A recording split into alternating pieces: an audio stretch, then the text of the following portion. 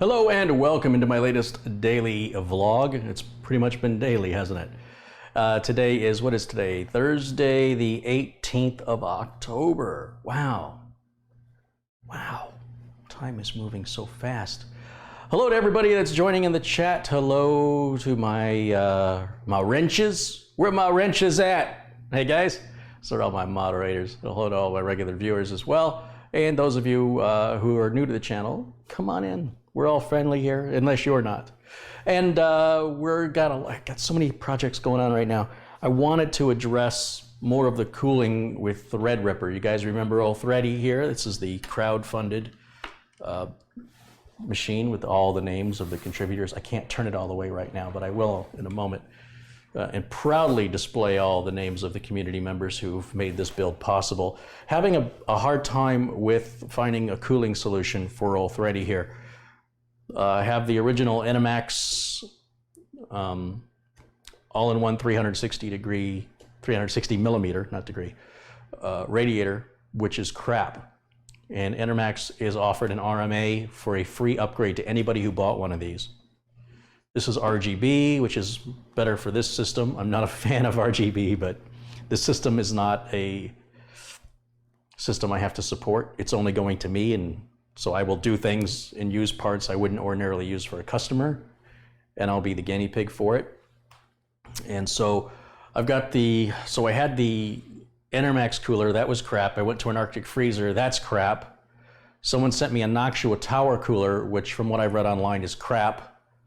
And I'm gonna now do the latest Enermax Liqtech TR4 replacement and see how that cools, and then we'll put these videos all together so you can see sort of the temperature readings, and we'll put that into like a shorter series of video after this is done. And for that reason, I may still put the Noctua on there just to get my own results and piece all four together as a, Enermax versus itself versus Arctic freezer versus the Noctua.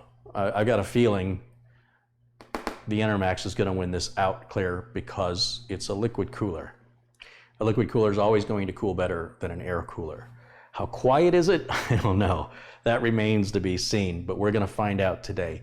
Why it's on right now is it hasn't been turned on since the last video, and so there's a lot of updates, and I think I've got it on the insider build track on the updates, and it's downloading 1809 right now, Windows 10 1809, which the update for 1809 was released to insiders already, and if it passes that, then they'll re-release it or unpause the update so everybody else can get it. I got some dust or something on here that's not, kind of bugs me. I'm gonna clean that off. Someone in the chats, I complained that it looks like the little metal posts that hold the Wi-Fi on were missing. The little nuts that hold the Wi-Fi wires onto this, because the part coming out of the motherboard has threads on it, but the wires don't have a nut, and I've never seen that before. And someone in chat mentioned you had to just push them on, and they did in fact lock into place. I've never seen that before, and I don't like it. What's to prevent that from falling out? I much prefer, that it was designed with a nut for a reason. So that's disturbing, but it does work, and it appears to not be a flaw in manufacturing as I initially thought, but that seems to be its intended design.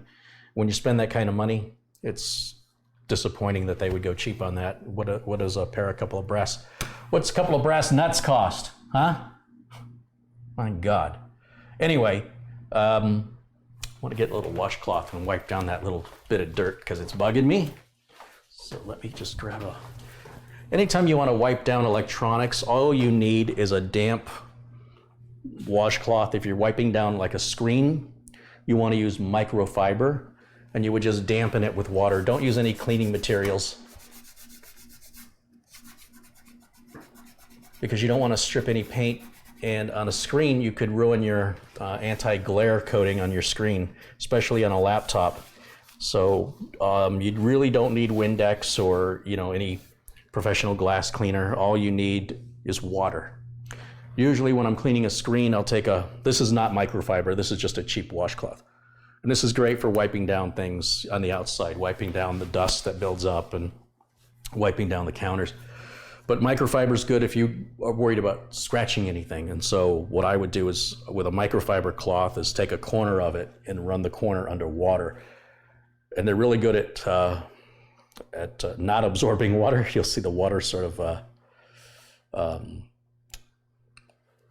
the microfiber kind of resists it, but just get a corner of it wet, use that to wipe your screen down, and then grab a dry part of the microfiber cloth and dry it so you don't have any streaking. So anyway, just a little tech tip from me to you. Keep your tecrity. South Park reference. Tecrity. I got my tecrity. You got your tecrity? All right. So anyway, so it's downloading some updates right now. Let me just see how that's going. Let's take a quick look over there. It is installing right now at 10% installing. So we'll wait till that finishes and we'll do the cooler upgrade. In the meantime, hello to everybody.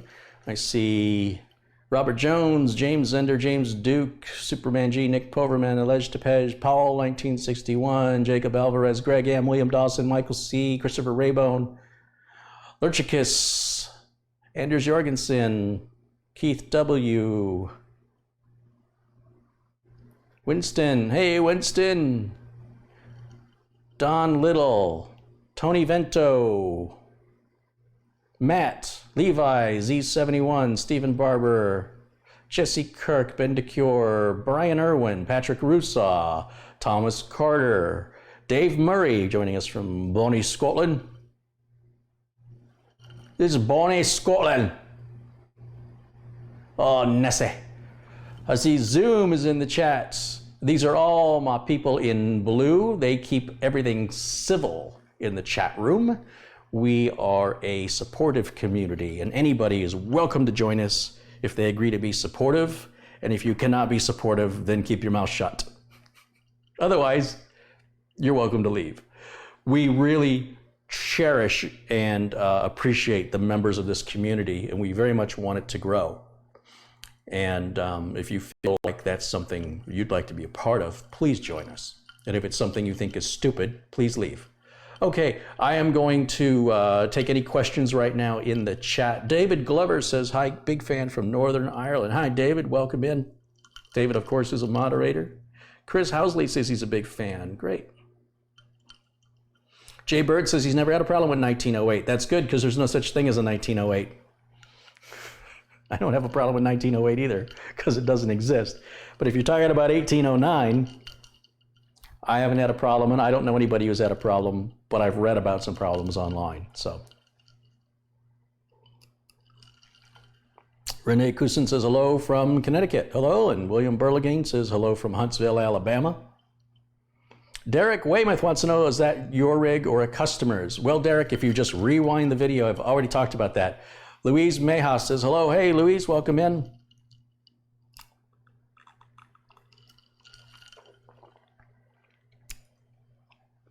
Carrie, did you ever hear back from Eli, the computer guy? No, I did not. No. It's as if I didn't send any message at all. Perhaps he gets a lot of messages and just doesn't really read them that often, or perhaps there's another way to contact him other than his YouTube contact info, if anybody knows of a different way to contact him. Or if anybody can contact him and tell him to get in contact with me if he's interested, I'd like to, collaborate with him, at least on one video. You guys will have to help me out with that. Thank you for asking. I did not get a notification.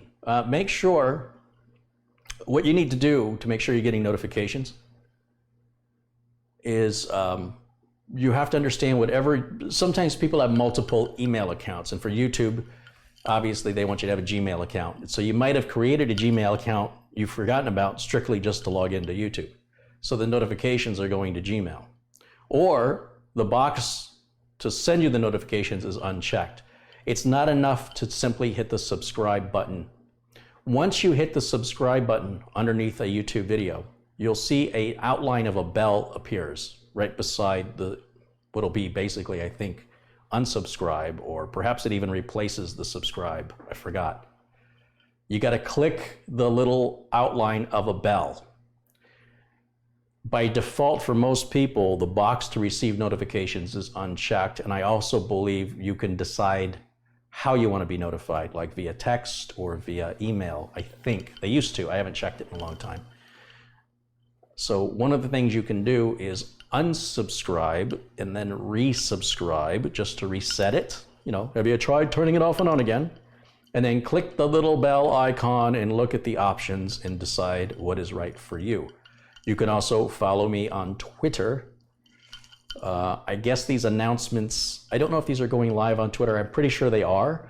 So if you follow me at Twitter, which is also in my video notes, my Twitter link, then you can receive notifications that way as well. Eventually, hopefully soon, I hope by January 1st, there will at least be 2 days a week that I will definitely be broadcasting at a certain time, with some exceptions, right? Like if I have a doctor's appointment or whatever.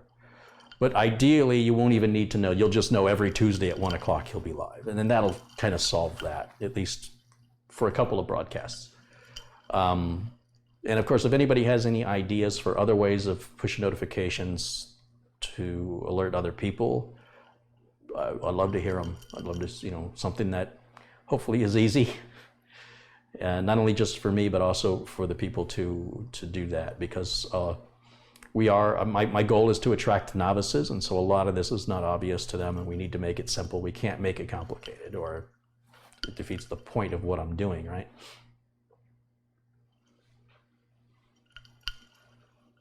Car-ey-Lyst has a website. He had a website called Silicon Discourse. Last I checked, it was down.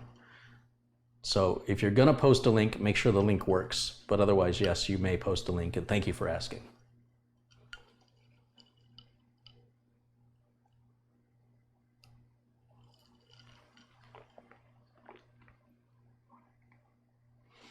Arnold in the chat says, I like your videos with you and your sister. She's a nice person, you too. Thank you, Arnold. I see Colin Hilton has joined us.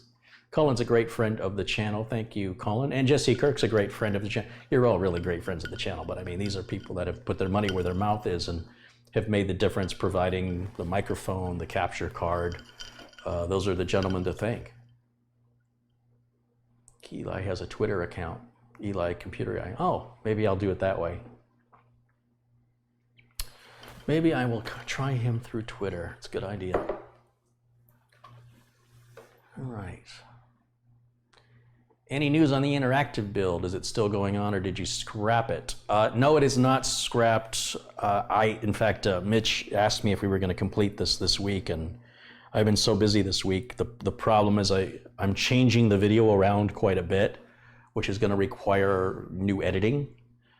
And so I don't know what I need from Mitch to wrap it up and put a nice bow on it yet until I figure out what we've got. I mean, I know what we've got. I just need to make sure that when we move from one scene to the next, it looks like it was intended to be that way. And we're going to take away a lot of the interactive nature of it because it just isn't working. So it'll still be interactive, but instead of having 15 different types of questions to answer, you'll have like 6. And that's how we're going to start this. And it should make the video a lot easier. And if I had done that from the beginning, we'd have had it done. But I had grand aspirations. I thought, if I'm going to do this, I'm going to make it the best I can. And in doing that, I also made it the most complex I could have. Well, trust me, I could have made it even more complex. But it was starting to take a lot of time and reshoots. And we were running out of time, and it was costing me money because I'm not shooting live, right? So if I'm not shooting live, I'm losing money. And if we're shooting 5 or 4 days in the week, then there's a whole week of no new YouTube videos, no time for editing, no time for live content, just working on this project like a movie or a TV show. And it was really costing me a lot of money. So I had to, keep some momentum moving here on YouTube. And then I've got customer projects that have come in the meantime. And it's all time management is all it is. And I'm still working on that. But hopefully next week. I think if I don't do it next week, I think Mitch goes out of town for 2 months. So we'll have to just wait and see. I'm just not sure yet. And then after 2 months, the equipment may be considered obsolete or out of date, and then I'll be beaten up for that.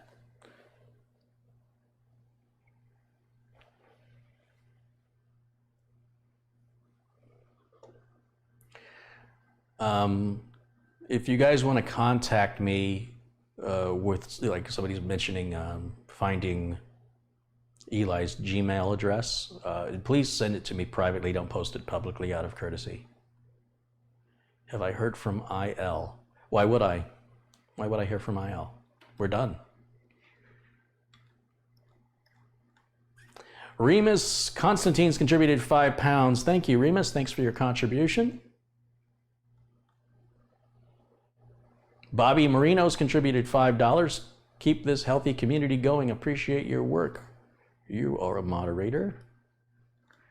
And I think Remus is a moderator, right? No? Well, you are now.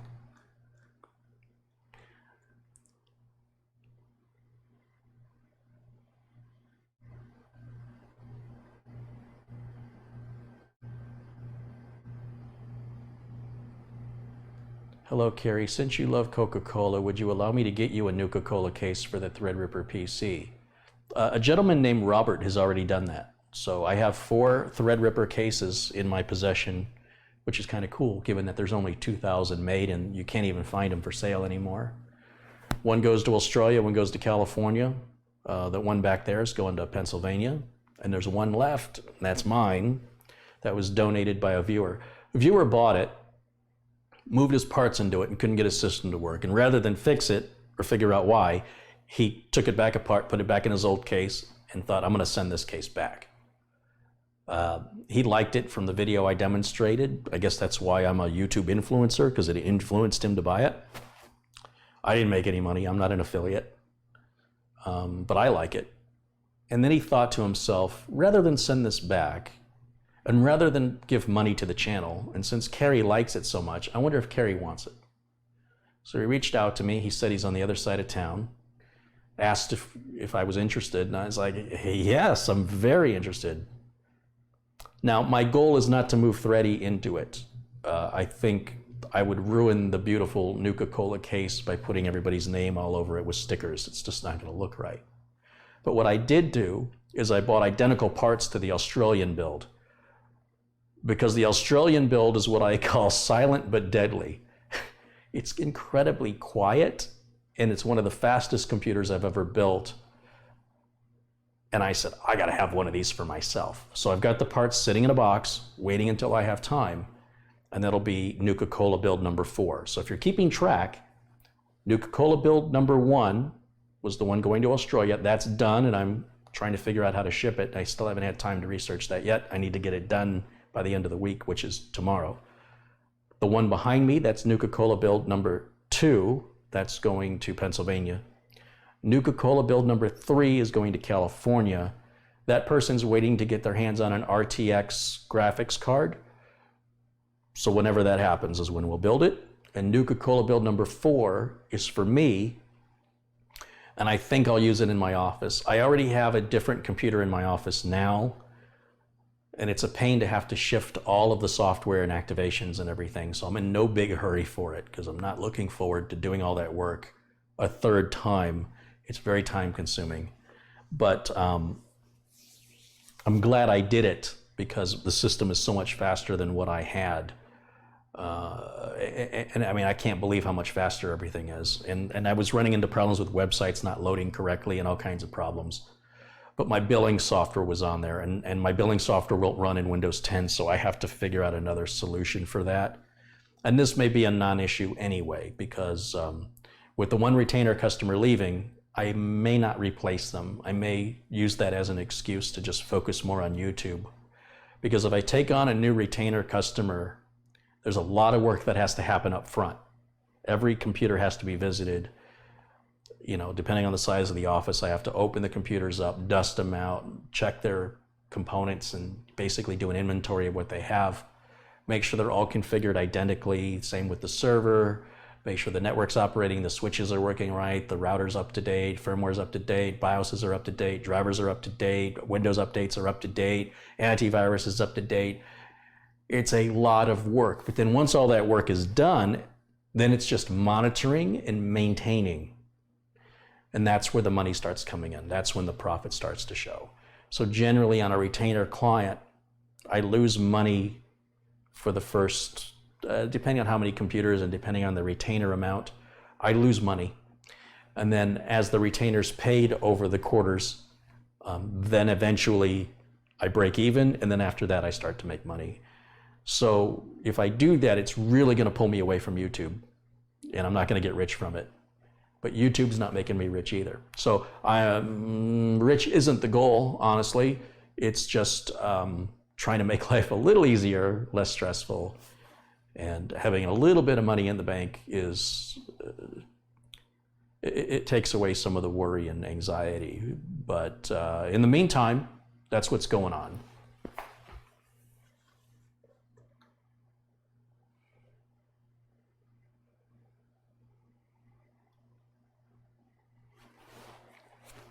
William Dawson says hello. But the goat, that's a nice offer. I don't even know where you'd find one, quite honestly. Unless you bought one you don't want, it would be almost impossible for you to buy one and provide it. But it was a nice thought, and I thank you for that.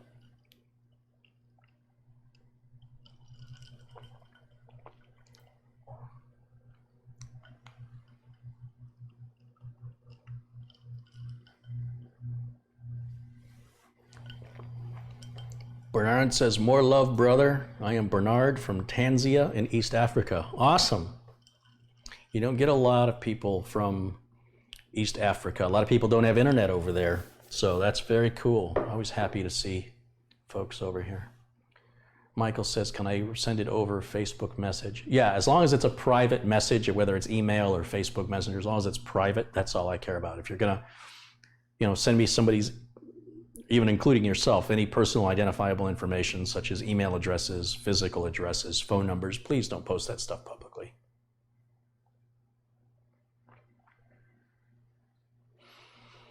They say money isn't everything, but life is much better, easier than without.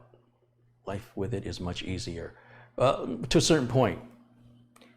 If you have too little money, it can be very stressful. If you have too much money, it can be very stressful. You got to find that middle. Honestly, I think people that make more than $300,000 a year have some serious, generally have some stress and anxiety and issues that come along with that. It's an old Snoop Dogg song. I got my mind on my money and my money on my mind. And, it's more money, more problems. It's this whole sort of, it's very true. But at the same time, and it's the same with computers. I think I would have been better off not building Threadripper because of these issues I'm having. And I'm having them for no good reason. It's not like I need to have 16 cores and hyper-threading. It's ridiculously powerful. But that being said, I've got it, and now I got to deal with these sound and noise issues. And I have to say, in hindsight, building with the Nuka-Cola case, similar to the Australian build, would have cost me $1,500 less, and I wouldn't be struggling with any of these problems. But that doesn't generate views on YouTube. People want to see stuff like this. And let's give the people what they want, right? I just won't sell this to a customer. It's just ridiculous. But at the same time, once I get it up and running, it'll be interesting to see how well it performs and what sort of, if any, problems I encounter. And if everything works smoothly, I'd be more willing to stand behind it with confidence and build it for a client. But I would very much stress to the client that you really should have a true need for that many cores. Otherwise, you're just spending more money than you need to spend. If all things were equal, if the cooling wasn't an issue and noise wasn't an issue, it's like buying a race car and then you never race it. It doesn't make sense. Just buy a regular car, save a lot of money, save a lot of maintenance, save on the gas, save on the insurance, and, get yourself a regular car since you're treating it like a regular car.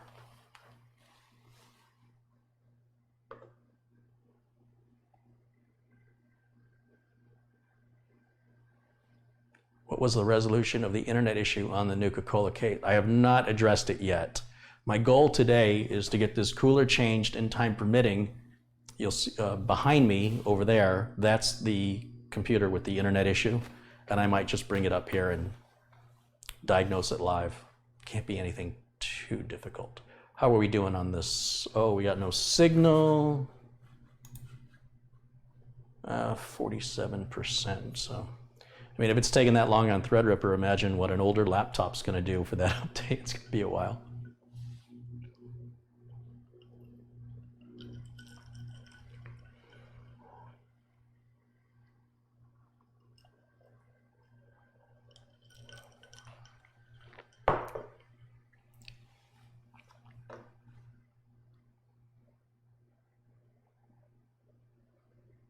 Christian says it looks quite sexy though. Yeah, it does, doesn't it?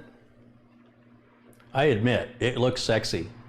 And it'll look even better when I can finish it. I can't finish it until I get the cooling solution resolved. And I got a feeling this is gonna, I think this is gonna do it. Once I get that all on there, then I can finish the cable management, which shouldn't take very long, and then I can put the glass panel back on it and the back panel back on it. And then I can actually start to use it, and it'd be nice if I could use it to stream and have it in the background, and it's kind of an inception. You can see the computer that's streaming the video to you while it's streaming the video to you. And I very much want to prominently display all of the contributors' names because they very much deserve recognition for their contributions. You know, they had to contribute $100 or more to have their name on this. And you can see how many names we've got up there. We got a lot of them. In fact, there's 2 more names I have to add, and then Irving wants me to turn his... Irving's got the only name that's upside down. And I thought he'd like that because you're different than everybody else. He doesn't like it. He wants his name right side up. So I'll flip it around for him. Whatever he wants, that's what he'll get. So that's how amazing members of this community are. Ian Scott Johnston says, I bought a $200 and I stuck it in storage. I've got 5 $200s in storage right now. Go Live says, in my opinion, your most entertaining content is when you diagnose a PC live and use your experience to find a problem. I'm glad you started doing it live. I'm glad you appreciate it.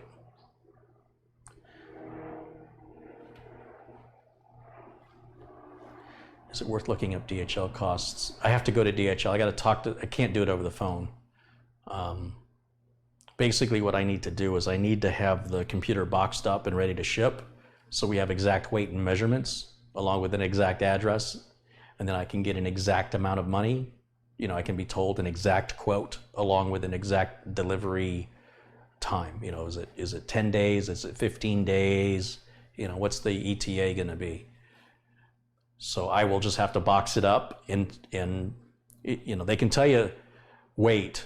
They can say, you know, 50 pounds of weight is this much to ship, but they really also need to know the dimensions of the box, and I don't know what that's going to be exactly, and I don't know what the weight of the package is going to be precisely until it's packaged. So one of the first things I need to do is take it all over to the FedEx store and let FedEx box it for me, and then drive over to DHL or contact them over the phone once I have exact weight and measurements that I can give them, and then they can send a driver to pick it up from me, because I'm not sure where the nearest DHL pickup and drop off location is. There's got to be one around here. Phoenix is very populated. I've never used DHL before. I've received stuff from DHL, but I've never ever shipped with DHL.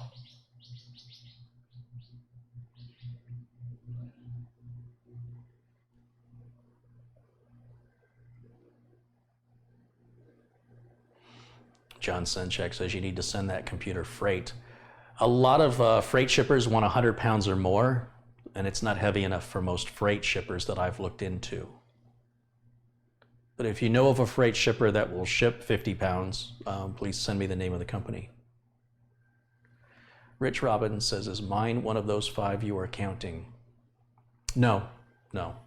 Yours is number 6 of the Corsair 200Rs. In fact, that's not in storage, that's here at the house.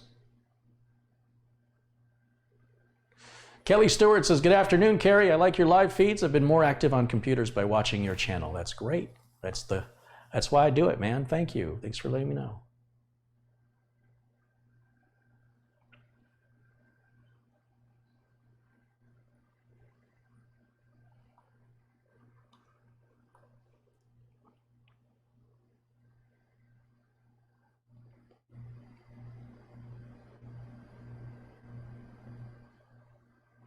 Do you think the prices of PC parts will go up because of the new tariffs? I have no idea. Not a clue. Okay, let's see how we are doing on this update. Are we done yet? What's going on over here? 58%. We're getting there. We're getting there. Slowly but surely. It's crazy. You can't get a computer much faster than that. So if it's taken that long, I mean, wow.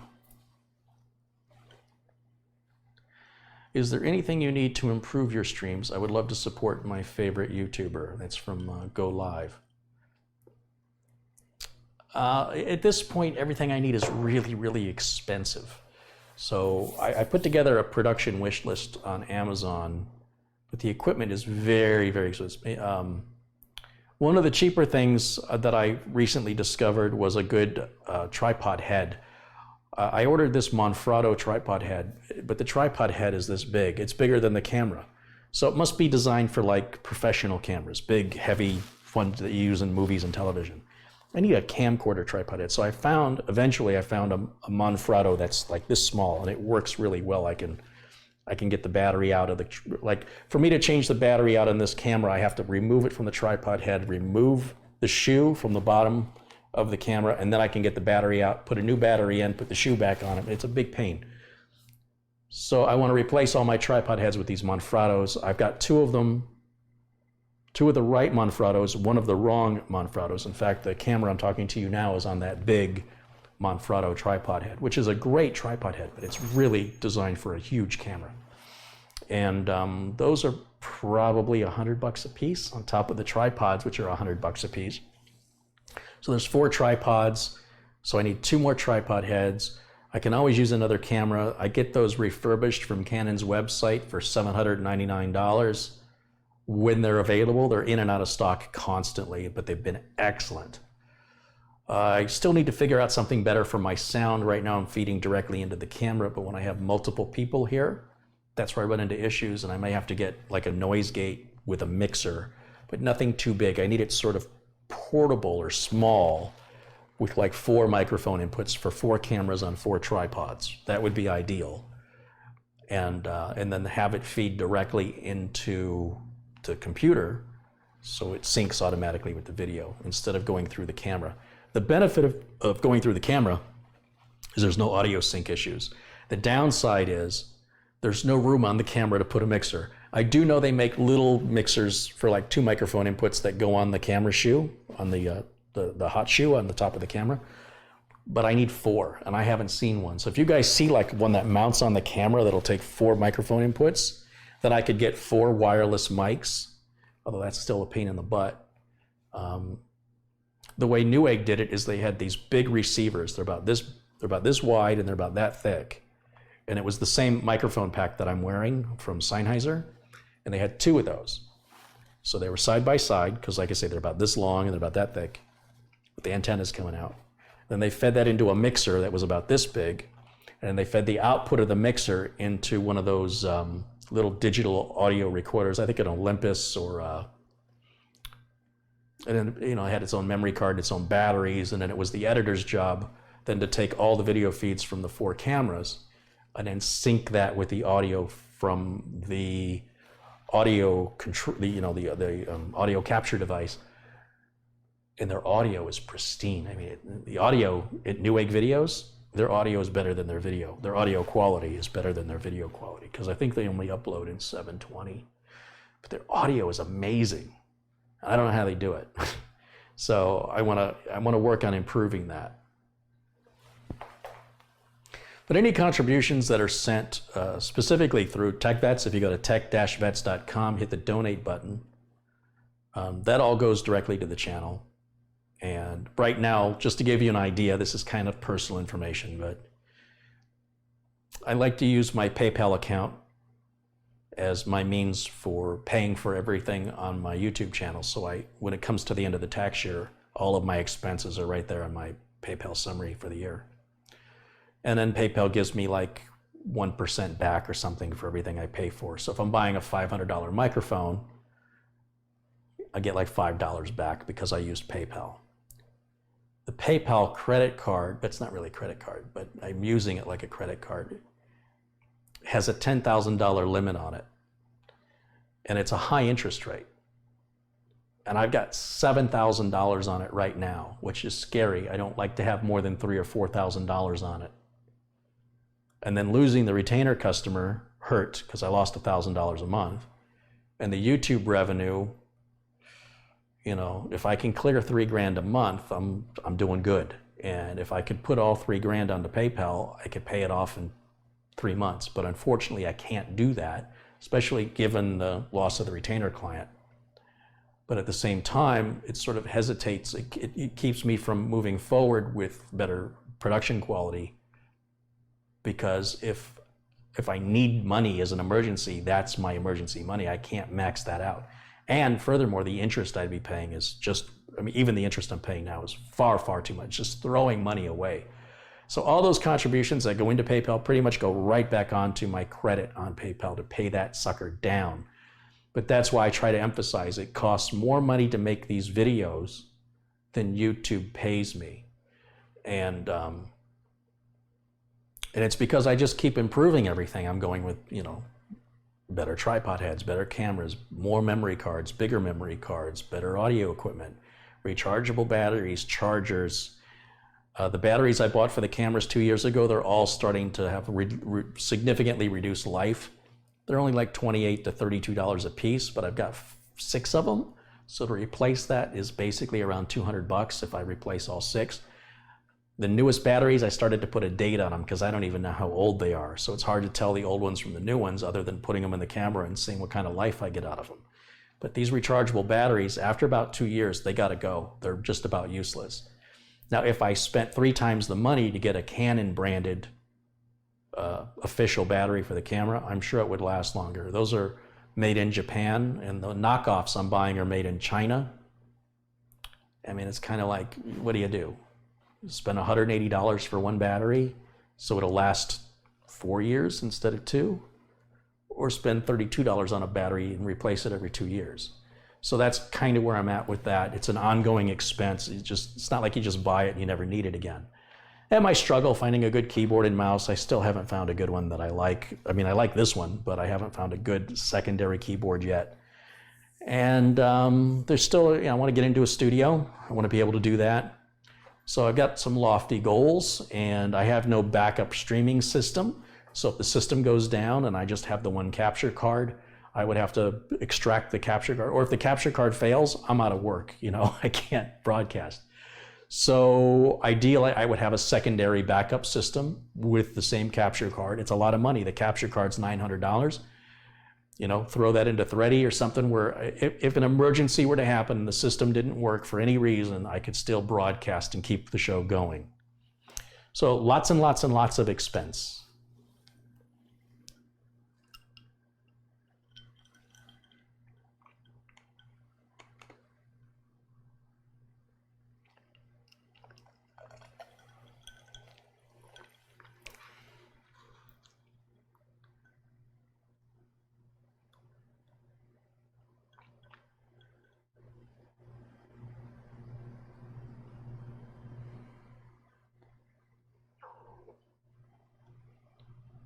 David Santiago says hello. Hi, David.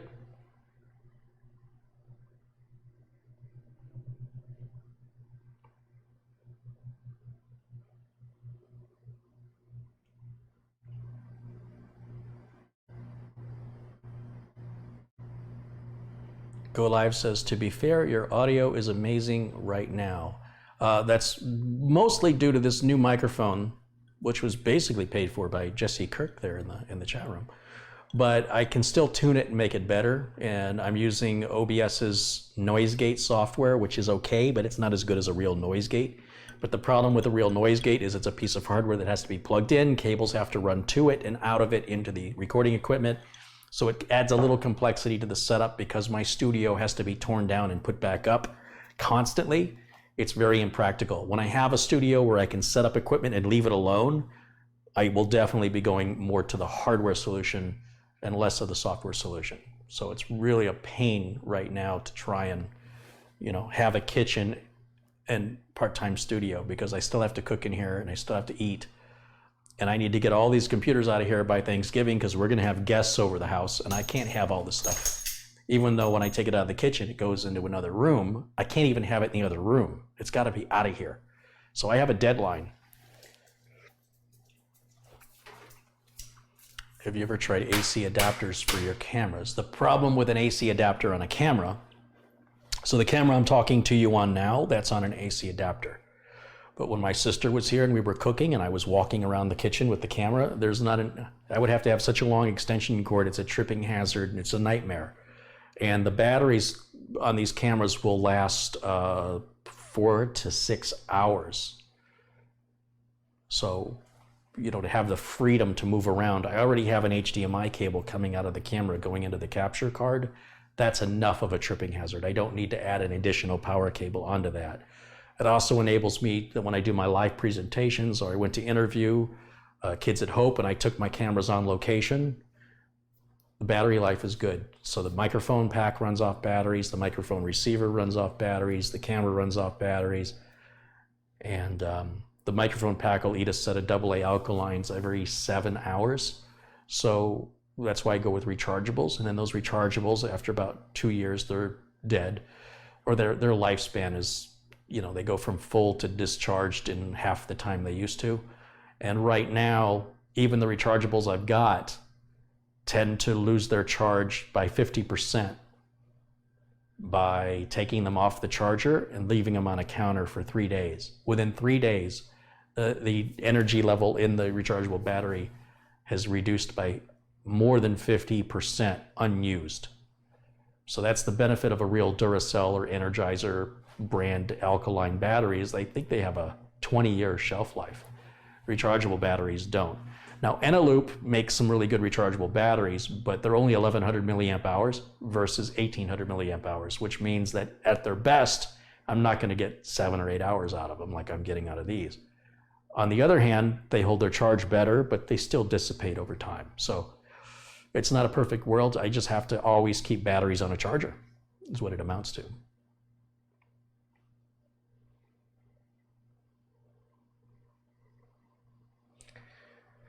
Elliot Fleming says, I would like a case badge handcrafted by Carrie Holzman. The handcrafted, so there's 2 different case badges. One is inspired by Carrie Holzman, and that's for all you guys. And then there's a handcrafted by Carrie Holzman, and those are literally for the machines I build myself. That's the only way you can get one, is if I build it. If I build the computer, you get the badge for free. The inspired by badges are available with a $20 donation, not a $5 donation. So if you contribute $20, be happy to send you one. Absolutely. It ships anywhere in the world, and it's $20. And the reason it's $20 is it cost me, if I sold it for $5, I would lose money on it.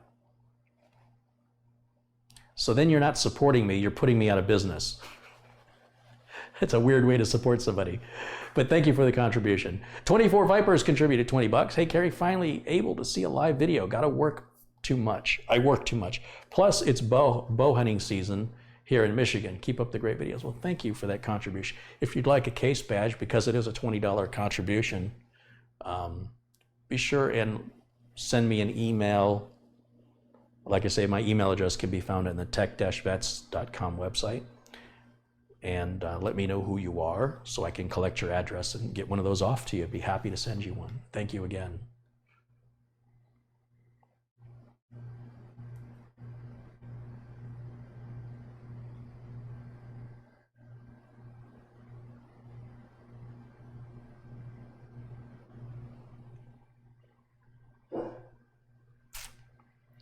Some discussion about the 2080 graphics card versus a 1080. My understanding and all the research I've done is it's really, really badly overpriced. Basically, you're paying about 60% more for the 2080 for a 25% increase. So a 25% increase isn't that big. So a lot of people are talking about ray tracing, but the fact is there's no ray tracing games available right now. And by the time they come out, the graphics card will probably be a lot cheaper. And that's even assuming you'll like ray tracing and that it's not a fad, because they got 11 titles they're working on with ray tracing. Are there going to be more than that later, or is that going to be it? Who's to say? This is what you get for being an early adopter. Is it worth paying 60% more for a 25-cent increase in performance? That's up to you to decide. If you've got that kind of money, manufacturers like NVIDIA love you. Absolutely. Me, I don't have that kind of money. I would have to have, for 60% more, I want a 60% increase. I think that would be fair. For a 25% increase, I'll pay 25% more.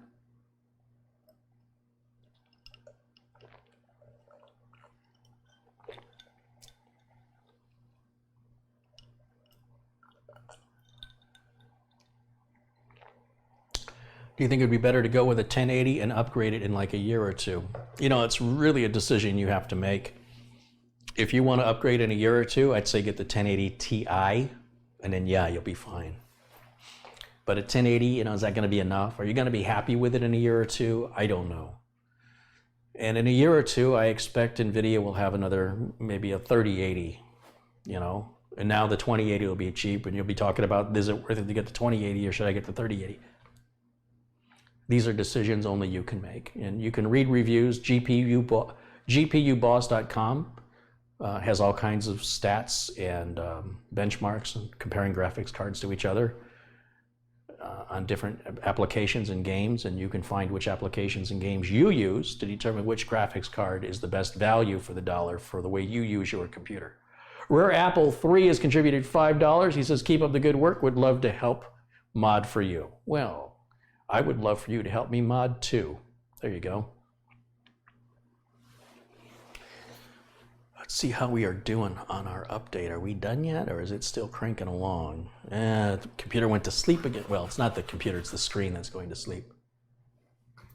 82%. Oof, it's painful.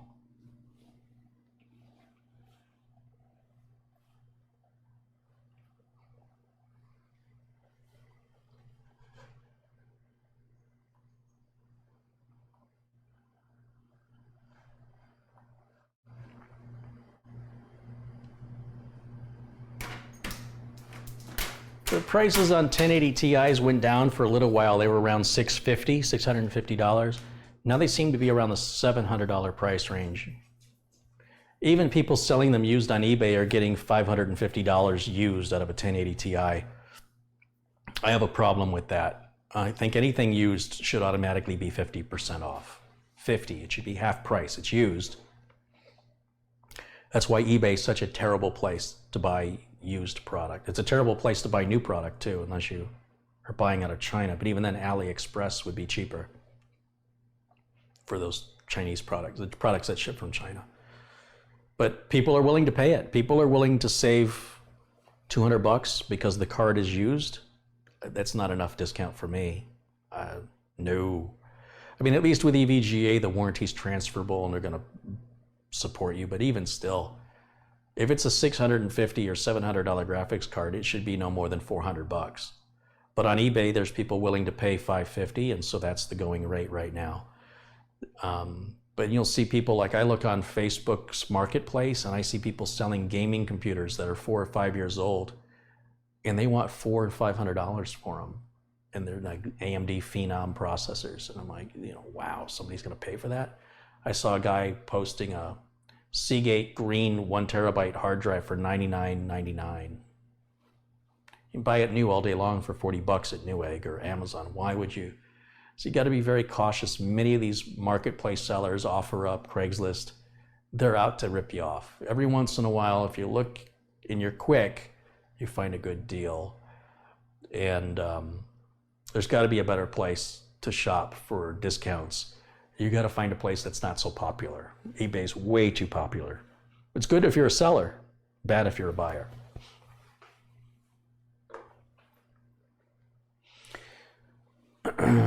Yeah, crypto miners aren't buying the cards anymore. That fad is over and done. So that's, try and keep up with the rest of us. That's not happening anymore.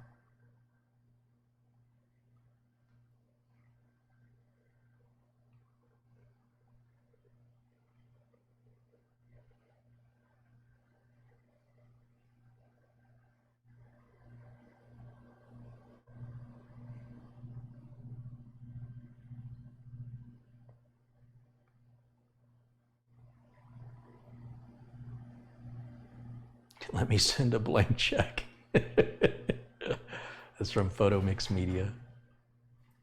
NVIDIA would like that very much. Bill Ottinger says, hey, Carrie, how's it going? Doing well, Bill. Good to see you.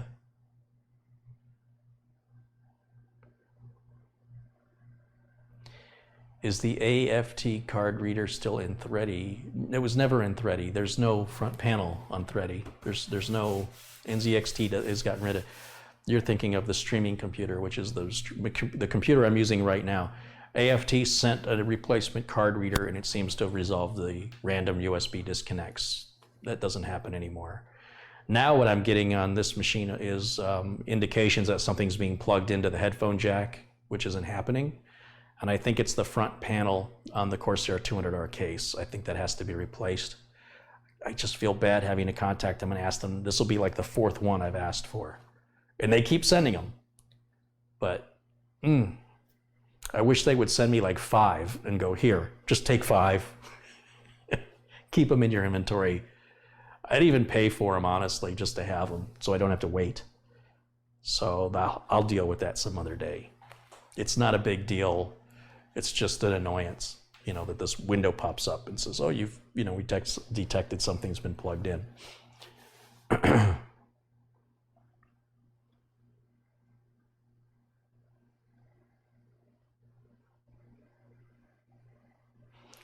Let me check again on our process, 86%, okay.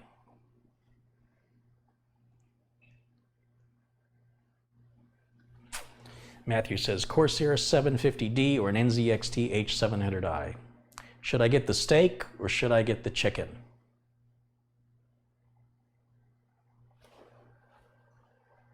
Get the one you like.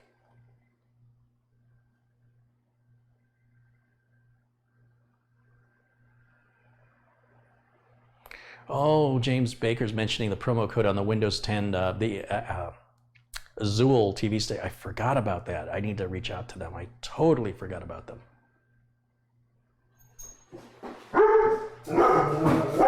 Hold on, you guys. I'm going to take a break here for just a second. Something's happening. Be right back.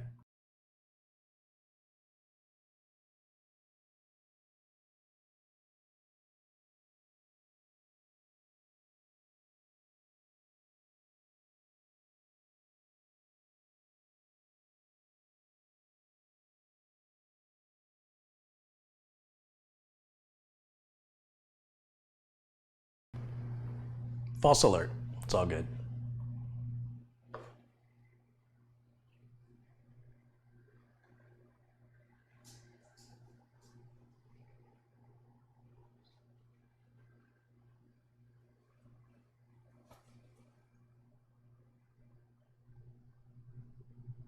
Shane D has contributed $2. Thank you for your contributions, Shane. I appreciate that.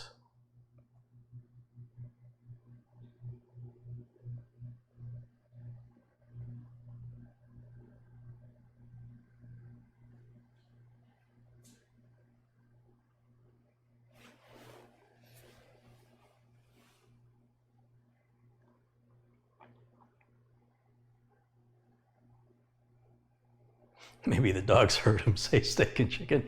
That's possible. They do like those things. Was it a land shark at the door? No, I have not been bitten. So,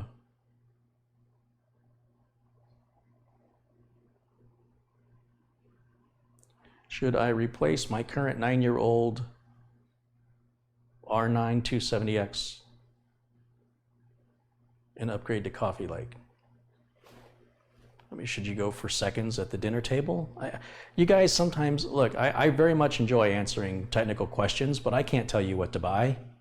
I can't tell you what your needs are, or I can't tell you what your expectations are. I can't tell you what you like. Nobody can. Maybe somebody who knows you really, really well, but asking a stranger on the internet a very personal question about something, is this going to be of value to me? I don't know what your definition of value is. I don't know if something is a lot of money to you. I don't know how you're going to use it. I don't know what your expectations are. No stranger on the internet knows anything about you. If you work hard for your money the way I do, I would suggest you do your own research and don't become a victim of listening to somebody offering their advice. And there's lots and lots of people on the big internet dumpster that we're all in that are more than happy to give you their opinion on what they think you should buy. But without knowing you and without knowing your needs, your expectations, and how it's going to be used and your budget, the information is absolutely worthless to you. Absolutely worthless. You might as well ask, am I going to like the steak better than the chicken? How am I going to know what you're going to like? How is anybody going to know what you're going to like? The only way you're going to know what you're going to like is for you to try it. And in the case of computer parts, do your research, look it up, see if it's worth it to you. Look up warranty, look up price, look up availability, look up the pros, look up the cons, and weigh those things and make your decision. You're the one who has to live with it. It's real easy for somebody to tell you what to buy when they hold no accountability and no responsibility. You're the one who's going to suffer the consequences. It'd be like, hey, I got $1,000, how should I spend it? What a terrible thing to ask.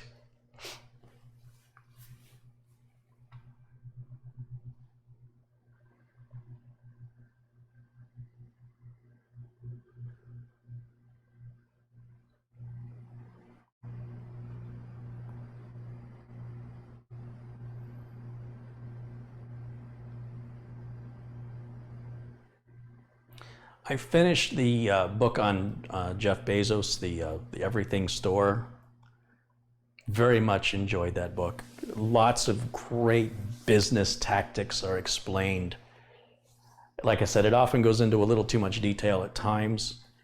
But once I got about a third of the way through the book, it really became a page turner. And I think part of the reason was the first third of the book deals with way back in the late 90s when Amazon started.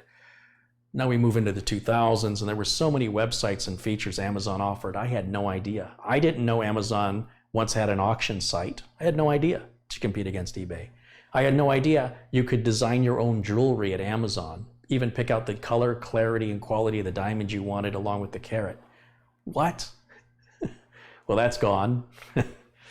I didn't know Amazon bought Zappos. I did not know Amazon invested in Google, or Jeff Bezos invested in Google. Jeff Bezos' biological father actually ran a bicycle shop here in Glendale, Arizona. And when the author asked him about Jeff Bezos, he says, you're mistaken. And he goes, well, didn't you, when you were a teenager, didn't you marry Jackie? Yes. And didn't you have a son named Jeffrey? Yes. Then you're his father. I am? Yes, you're his dad. That's Jeff Bezos, the owner of Amazon. That's your son. He goes, my ex-wife, I agreed to get out of, stay away from the family, and I forgot what her new last name was, and I've lost track. And he wrote an email to Jeff Bezos and apologized and was very regretful over what a horrible husband and what a horrible father he was. And Jeff Bezos eventually wrote him back. Jeff Bezos apparently doesn't really like to he always likes to look ahead. He doesn't like to really let his history hold him back. But he said,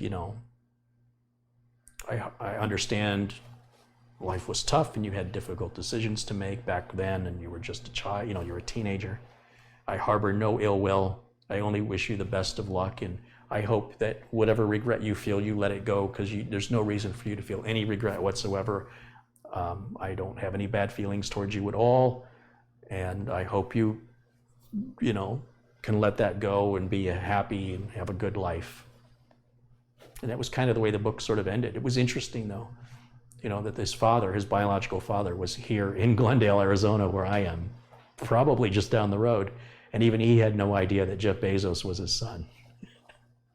Because the last name changed, because his mother married a Cuban immigrant who adopted Jeff and took his name. Very interesting story. I very much like reading about reality, especially about successful people and their attitudes and the obstacles they overcame, that they were persistent, they didn't give up, despite everybody telling them they were stupid, they were going to fail, and they had horrible ideas. He did it anyway, and I love that. So 2 really good books. The Elon Musk book by Ashley Vance is very, very good. This Amazon book, also very good. That Bill Gates book I bought was horrible. Like I said, I sent it back to Amazon for a refund. I was so upset. And next up, I got a book. I bought it used, and it's all about Alibaba. So for those of you who are not aware, it is probably the single largest organization or company in China. Jack Ma is the gentleman who runs it. And I don't know if he's the richest person in China. I think he might be. And there's an American who was his vice president who wrote the book. So he's not an author. He's sort of brainwashed, right? Because he worked for the company for 10 years and he thinks it's the best company. So there's some mixed reviews on this book, and it's not in very good shape. I bought it used off Amazon. I was disappointed because I want to sell these books back to Amazon when I'm done reading them, and Amazon says we're not interested in buying those books back. And if I want to sell it on Amazon, I have to create a seller account, and that's $40 a year. So at $40 a year, if I sell the book for half of what I paid for it, plus shipping, which is about $3.99, I still have to get an envelope, I still have to address it. It still has to be weighed and paid for at the post office. I'm not going to work that much to make $1 or 75 cents. So I may just, if there's a viewer who wants it, I'd rather give it to you or put them in the car and take them to the library and donate them to the library. I think the Amazon and Jeff Bezos book I will keep as inspiration for me to refer back to. And of course, Amazon and Elon Musk, their stories are still being written, as we speak. So these books are by no means complete works, but are good historical references for that period of time that they cover.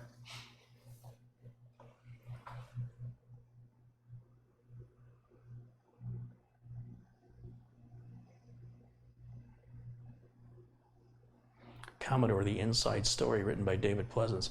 You know what? I don't care about Commodore. I was an Atari guy, and we despised Commodore. We didn't like them. That's not to say there's not a good business story there, but I'm not too motivated about it. I'd rather read about Nolan Bushnell of Atari and read that story, because it's a bigger story, from arcade games to Chuck E. Cheese to the personal computer. Commodore was just personal computer, nothing else. I think they did cash registers. So I'm not that interested in the Commodore story. If I owned a Commodore and I was in that camp, that'd be a different situation. But I was an Atari guy, and I think Atari's a more interesting company with a more rich background in history. Anders Jorgensen says, I'm rereading Think and Grow Rich by Napoleon Hill. I tried to read it. It feels very dated. I think that book was written in 1950. It's an old book. It's a really old book. When was it written?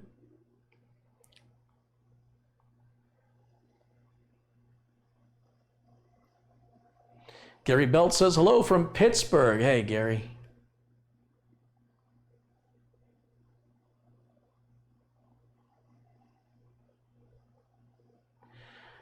Elliot says, is it possible I can ship you a computer so you could finish building it for me? I don't have the time right now. I don't have the time right now either, Elliot. I can't take on any more work until after the first of the year. I'm sorry.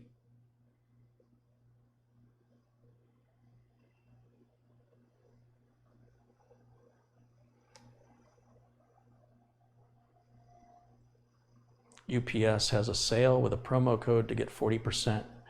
I just don't like the way UPS handles packages. In my experience, they're just very mishandled.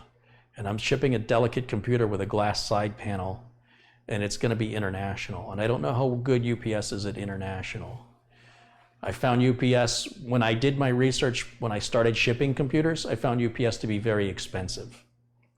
It's also frustrating that UPS has UPS stores that are not owned by UPS, but some are. And so they're adding even more money onto the outrageous price for the owner of the store to profit. So the only reason I go to the UPS store is when I have my free shipping, return shipping labels that I print. Anytime I return something from Amazon, I choose UPS because the UPS store is right around the corner. And I walk in there and all I have to do is drop it off. They give me a receipt and I walk out. I'm not paying any money for anything. I wouldn't. Amazon obviously has got a special deal because of how much they ship. They don't pay the kind of money I would have to pay.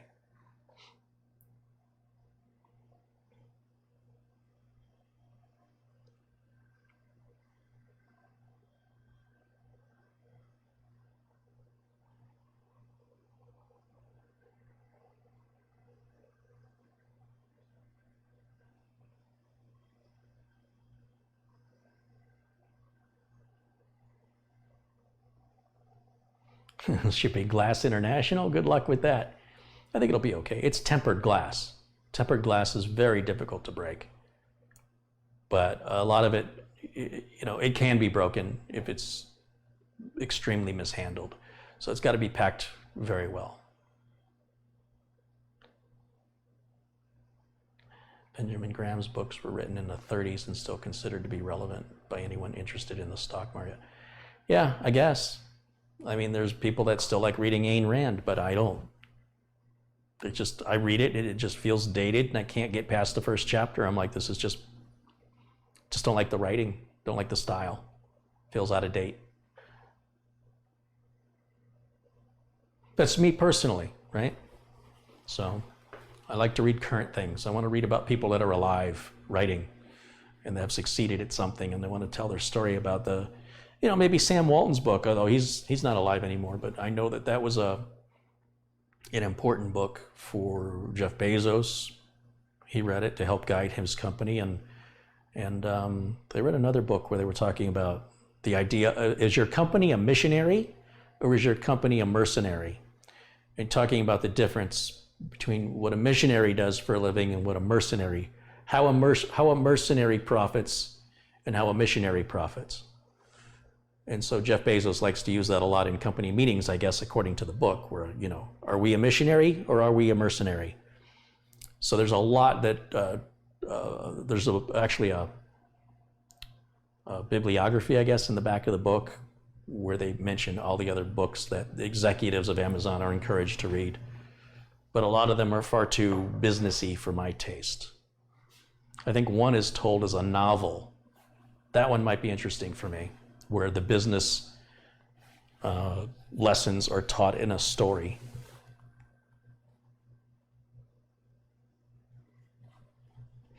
What about using TNT Worldwide? Never heard of them. Never heard of TNT Worldwide. Kara says, I thought Car-ey didn't ship internationally. I don't. I never have. And that's why when I decided, when this customer contacted me, I said, look, here are the conditions. I've never done it before. I don't know what it's going to cost. I don't know how long it's going to take. I don't know what damage there might be. I can't be held accountable for the damage. There's nothing I can do to help you. And I don't know what the taxes are going to be when it arrives. But if you want to take all of that risk, I'm happy to ship it for you. And if everything works great, then I'll ship to Australia again. If the taxes aren't bad, if the shipping isn't too much, and at the very least, if it works out, I can at least tell somebody else in Australia that's interested, here's how much you can expect to spend for shipping, here's how much you can expect your tariffs to be, and here's how long you can expect to wait. I don't have any of that information. So I said to the customer, you're going to be a guinea pig at your expense.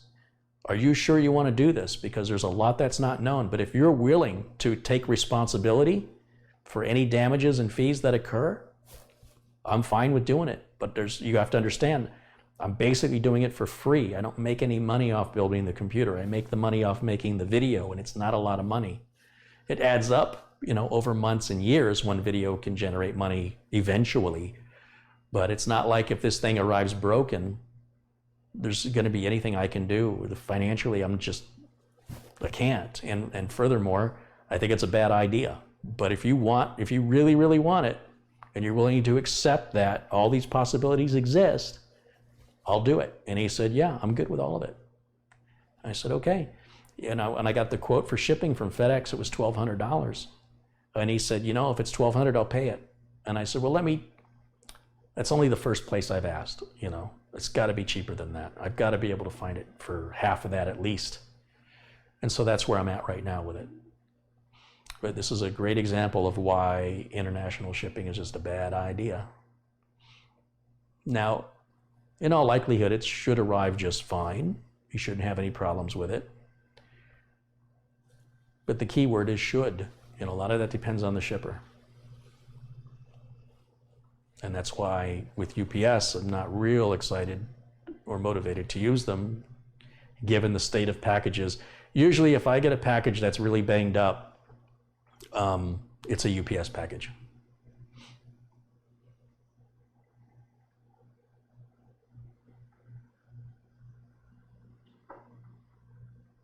I will tell you another YouTube channel I enjoy watching with my wife.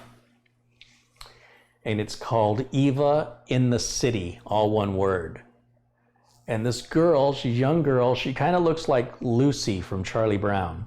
She's British, and she likes to go shopping and vlogging the shopping. And the reason I like it is she's walking down the streets of London, she's walking down the streets of Paris, she's walking down the streets of Berlin, and she's got her camera and she's talking and she's filming the street, and you really get a sense of what it's like to be there. It's not a highly polished touristy video with clever editing. She's got editing in there, and it's basic editing, which keeps it real. And you know, I'm all about real, right?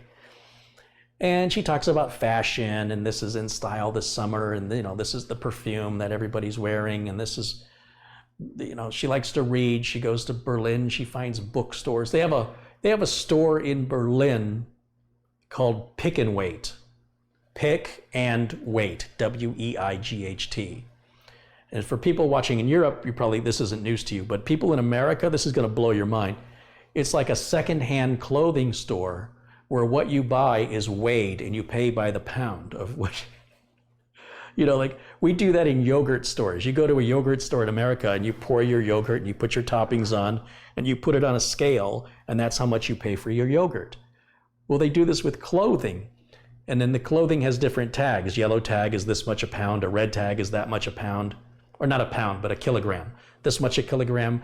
I think shoes are individually priced because the weight doesn't really apply to shoes. But I thought, what an ingenious way to sell secondhand clothes. The more material you're buying, the more you pay. That makes sense to me. So I'm fascinated with Eva in the City because it allows me to travel vicariously without having to leave the house. And I get an idea of what the streets are like and what the weather is like. She goes to the farmers markets, and she walks by all the store windows, and there's some pretty neat stores. She walked by a store that in America, it's like a mail order only. We never knew that they had a storefront before. And yet she walks by one in Paris, I think. I was like, wow, I think it was Birchbox. I've never seen a Birchbox store. Well, there's one. I didn't know that. So if you enjoy the travel vlogs, I think hers are one of the best, even though it's primarily focused on fashion and it's sort of, you know, shallow in the sense that, you know, this is the clothes, this is what everybody's wearing, this is the perfume, and this is what it smells like. It's a little shallow. You know, it's not an education that you're going to walk away from and get a job because you know, but it is really interesting to see for real what the streets and the signs, and it kind of feels like you're there. So Eva, EVA in the City, I think that's the name of it.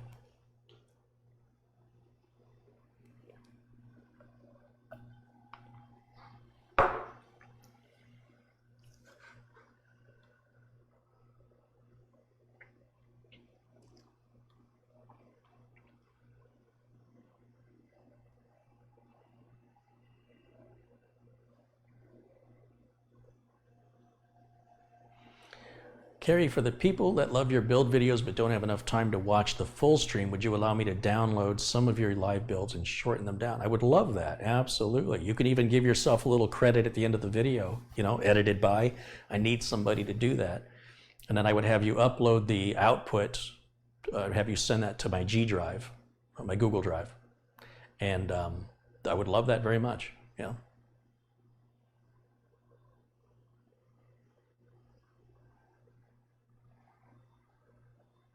Rich Robbins says it's 81 degrees Fahrenheit here in the Valley of the Sun. Yeah, thank you, Rich. I got my air conditioner on today. I know very well how hot it is today.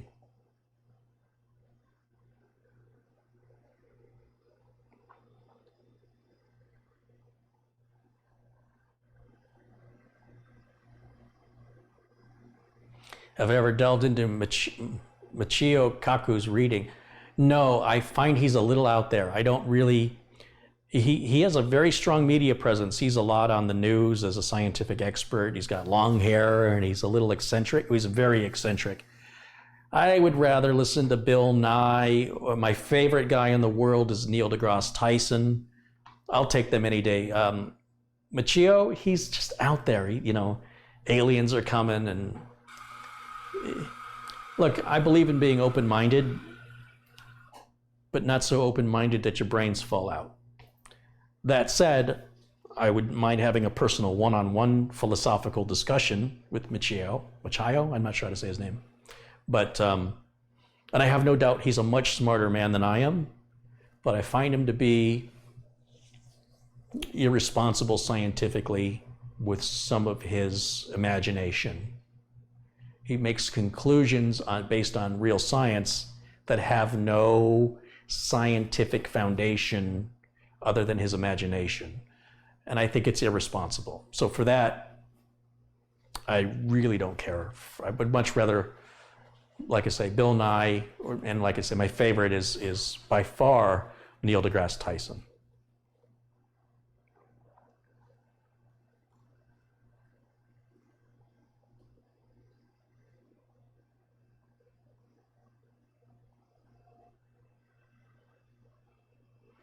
DJI Drone says, I used to work for UPS. We were pretty rough on packages, especially when loading tractor trailer truck. Yeah, no doubt. I've witnessed it firsthand. Yeah.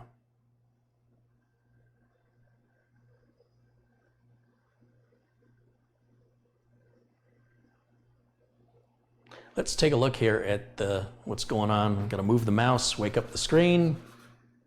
Ah, there we go. Restart now. Finally. Maybe we can get around to what this video is about.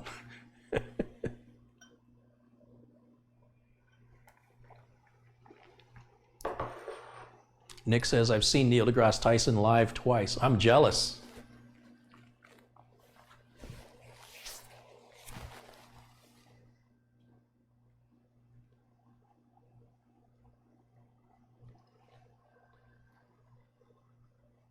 Given that Neil deGrasse is employed in New York City, the idea of, running into him in Arizona is highly unlikely.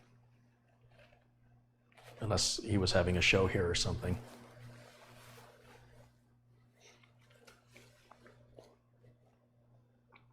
Okay, we're rebooting right now.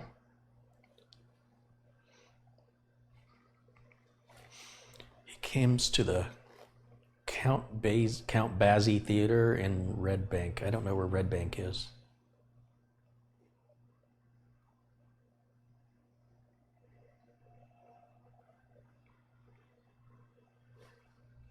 Said it's 90 degrees in southwestern Florida today. Wow. Florida's a great place to be in January, though, I tell you that. We're rebooting again. That's why you see no signal. That's normal. It's not an error. That's just the capture card saying that there's no video signal being fed into it as the machine reboots.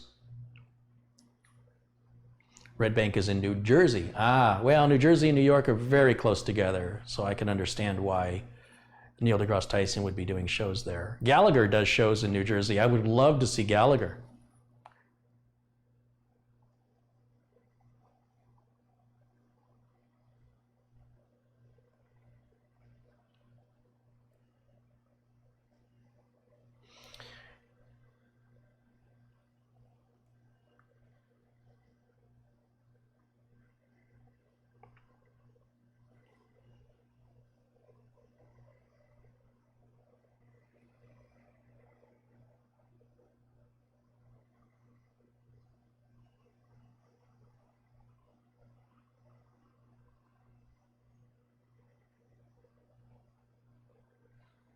You got to keep in mind this computer has 3 Samsung NVMe 500 gig drives running in a RAID 0. So if it's taking this long, imagine how much longer it would take without that configuration. I mean, my disk I/O is insanely fast on this Threadripper.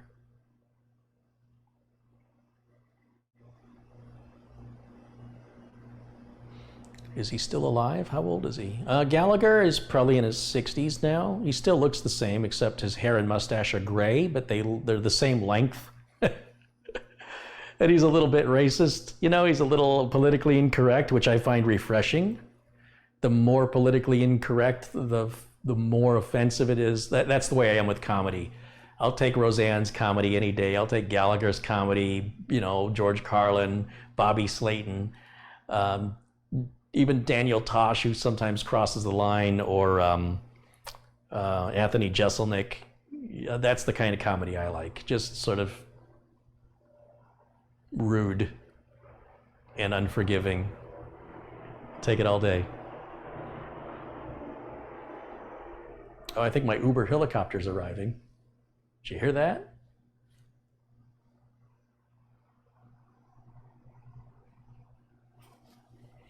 Matt says it took 3 hours on my mechanical hard drive to install 1809. Well, I guess I better not complain. Because I've only been live for, what, an hour and 20 minutes this has been going on. Because I had already started downloading it before I went live.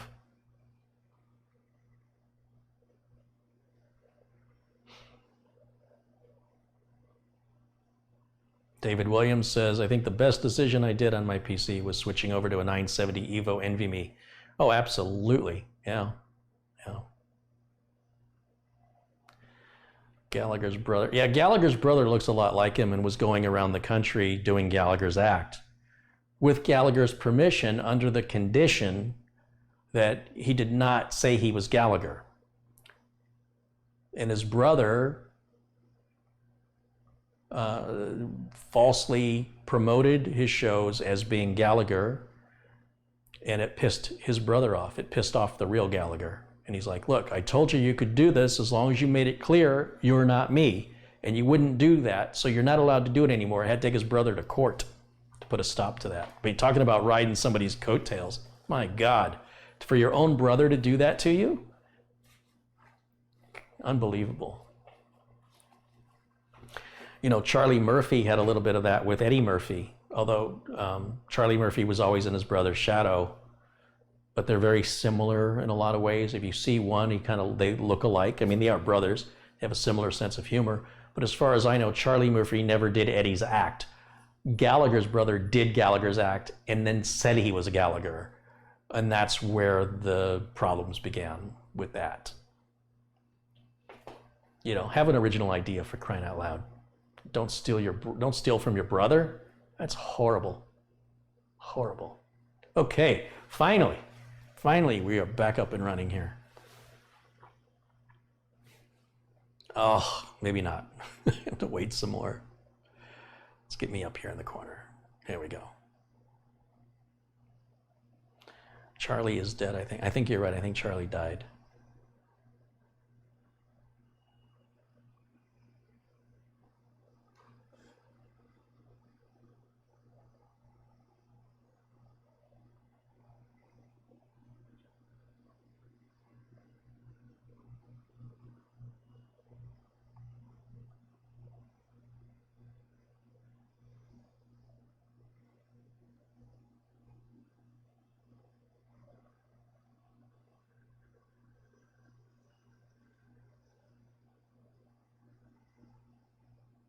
If you like rude and unforgiving comedy, you should listen to Dennis Leary.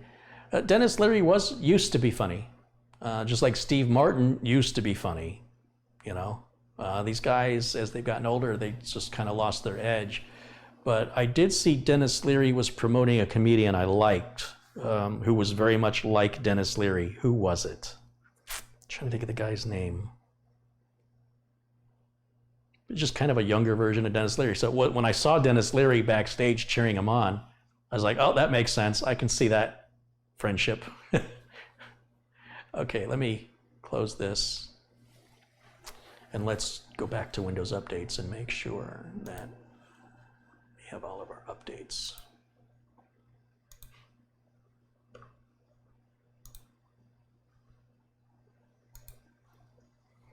See how that looks here in a minute.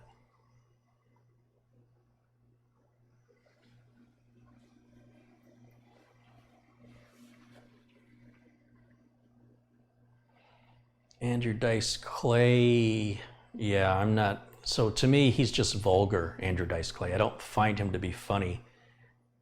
See, to me, I don't mind comedians that want to swear as long as there's a purpose behind it.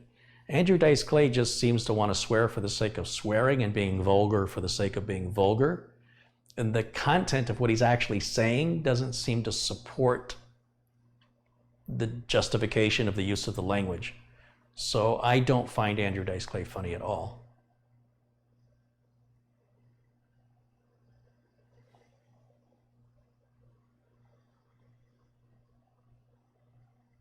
Okay, I think we got it, right? Is it all happy now? One more time.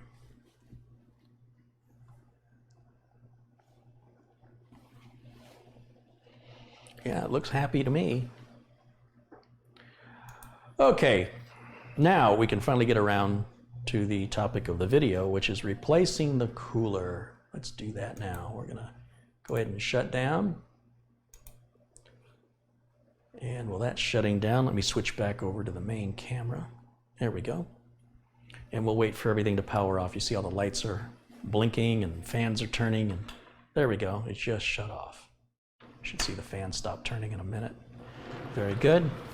And just so I can spin the case around freely and for safety, I'm going to unplug the cables, and this needed to go around the other side, which is why I couldn't quite turn it all the way to show you guys what I wanted to show you earlier on. So let's just get this out of the way. And so this is the original Enermax cooler, which I guess is going to hit a dumpster. That's what I think is going to happen to it.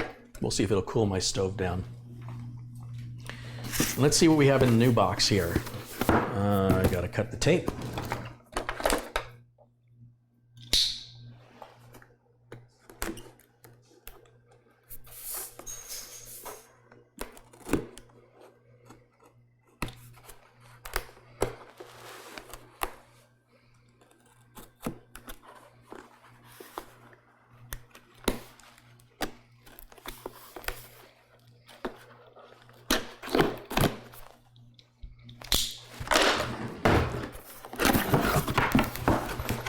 Inside, we've got documentation, 3 fans, 3 120 fans. 3 times 120 is 360. So this is a 360 millimeter radiator. Take that off of there. That's one big piece of plastic. Oh, it's 2 pieces of plastic. That makes more sense. My goodness, smacked myself in the head with that. There's the radiator.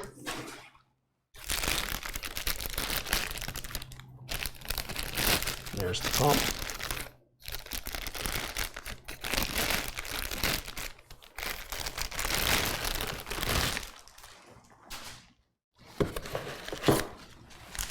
Silica gel. Save that for a snack. And then all of our mounting hardware.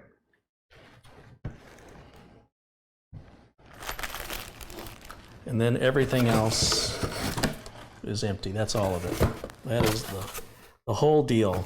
I guess I can put the old one in this box, right?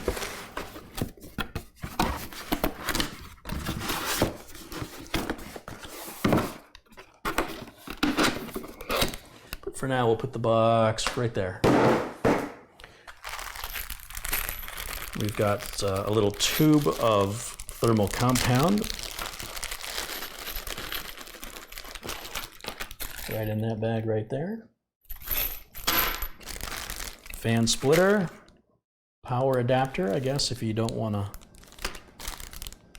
plug into the motherboard header, you can run off, looks like an option to run off power supply. This looks like the official power connector that plugs into something RGB. It appears to be some kind of RGB controller. This is like a little remote with arrows on it, which I'm guessing cycle between the colors and brightness, I've got to guess. And that cable obviously has a unique plug that matches, so that must go together since they were in the package together. And then finally there's this little 4-pin connector, which I think goes on here, perhaps like this. And I think that way you can control, if you have a motherboard that's compatible, where does this plug into the pump? That's probably what they make instructions for. Well, the pump only seems to have a 4-pin connector, a single 4-pin. Single 4-pin. Is it this one?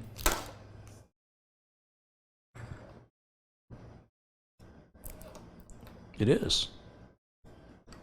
It is a 4-pin connector. It's going to go on just like that, I think. Yep, that's exactly what it does. So this, I'm guessing, is an adapter we won't need. This is our fan splitters. That's to connect all 3 fans into this, and then plug this into your motherboard and let your motherboard control. Good, good. And then this is all the mounting hardware. I guess it'll support up to 6 fans, 3 on each side, push and pull configuration. These are the same fans I have on the other one, so why don't I just use those? Because these fans, I think these are not RGB. I think they're the exact same fans. They're 4-pin fans, so why take them out of the package? I think they're exactly the same. So I'll tell you what I'm going to do, guys. I'm going to take a quick intermission. I've got to take a little break. When I come back, we're going to start the install. Well, we'll start the configuration of getting the fans mounted, and then we'll get this installed in here and remove this cooler and get her done. So I'll be back. We're going to call this just a little snack break, a little bathroom break. So we'll bring up the intermission screen here, and then I'll be back in just a moment.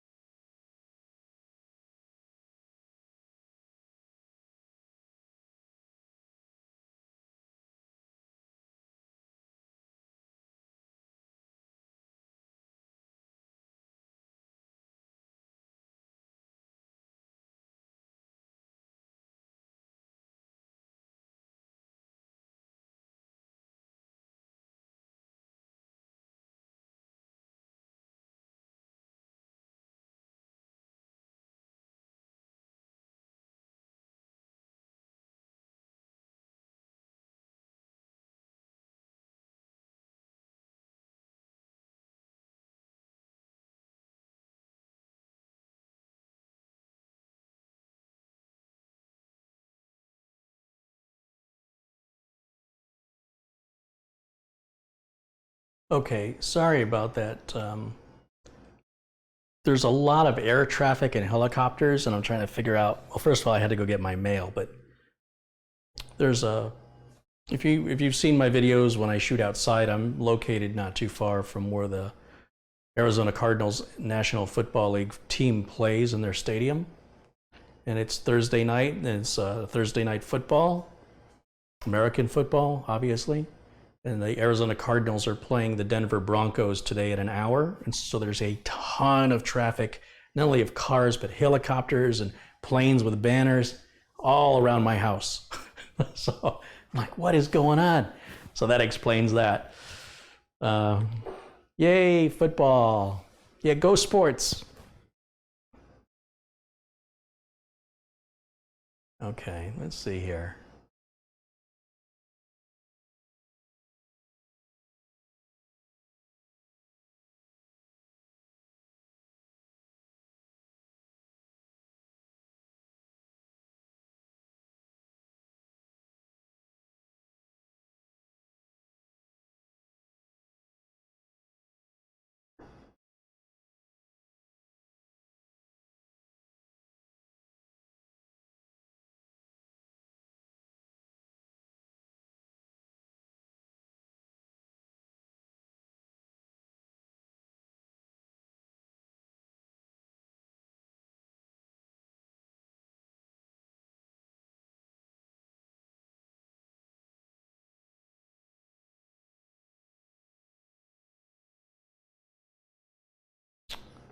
Just looking back through some comments that I missed while I was out. All right, so let me, I'm gonna go ahead and just reuse these fans, I think. That way I can put the radiator back in that box rather than leave it out. So let's go ahead and pull the fans off of here. And they need to go on exactly the same way anyway, so why not? I can use the same screws. Make sure the fans go in the same direction, in the same place, with the same orientation. Take a lot of the confusion out of it.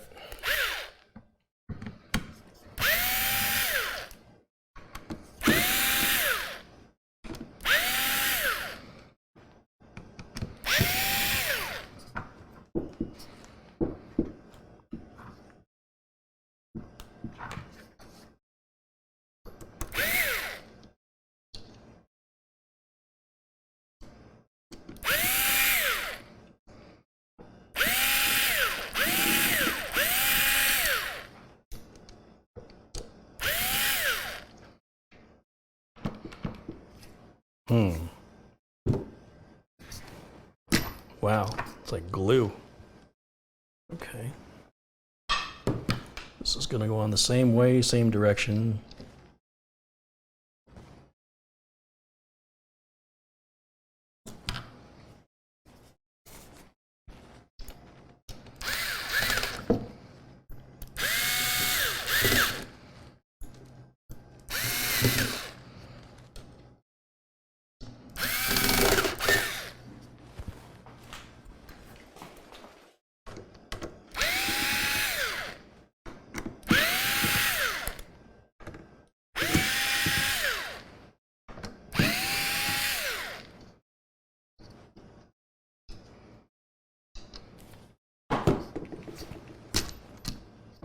That's weird that it sticks like that.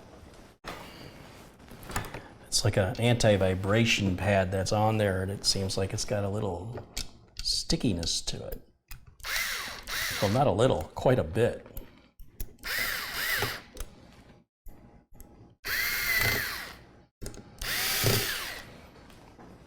See, that cordless driver just makes light work out of this tedious task.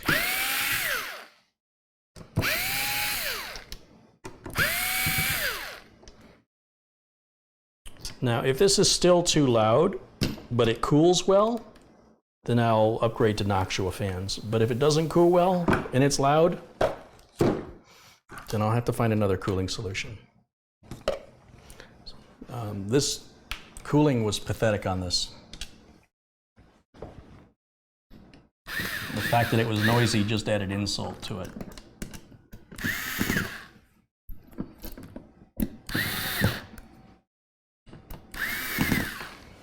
So you'll notice I'm not tightening those fans down too tight. They don't have to be, number one. This isn't being shipped anywhere. And number two, I don't want to tighten them by hand to make sure that they're all where I want them to be.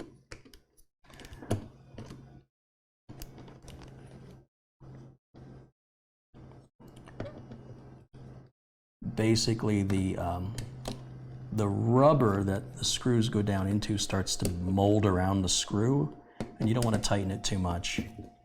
In fact, the more I look at it, the minute I start to see that rubber start to indent from the screw, that's where I stop, which is very far before the screw actually tightens. The screw is still quite loose as far as there's still threads waiting to, I can continue to go tighter and tighter and tighter until that rubber actually caves in on itself. We don't want to do that. I also have a piece of plastic up here that has to come off. I'll get rid of that.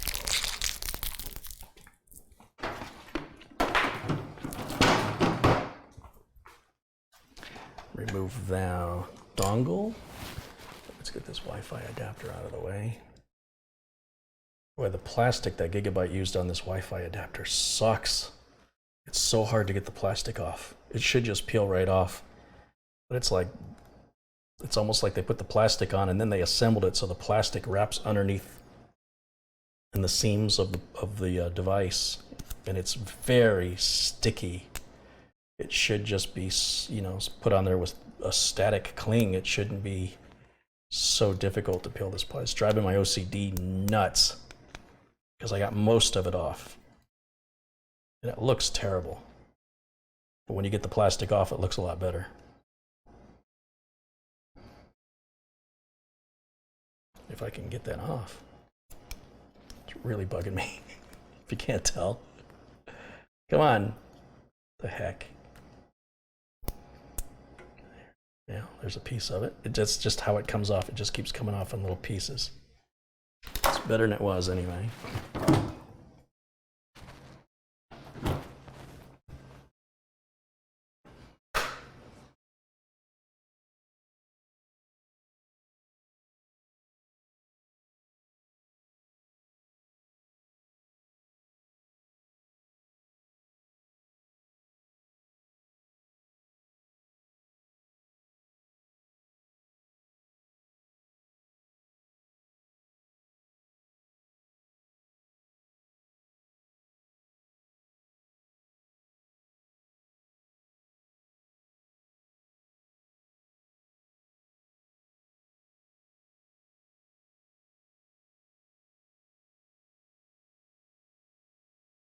The new fans might be quieter. They don't appear to be anything different. The new fans look exactly the same. It looks like they upgraded the pump only. This is the same radiator and the same fans, even the same pipes and the same covers. I think only this piece, only the water block was changed.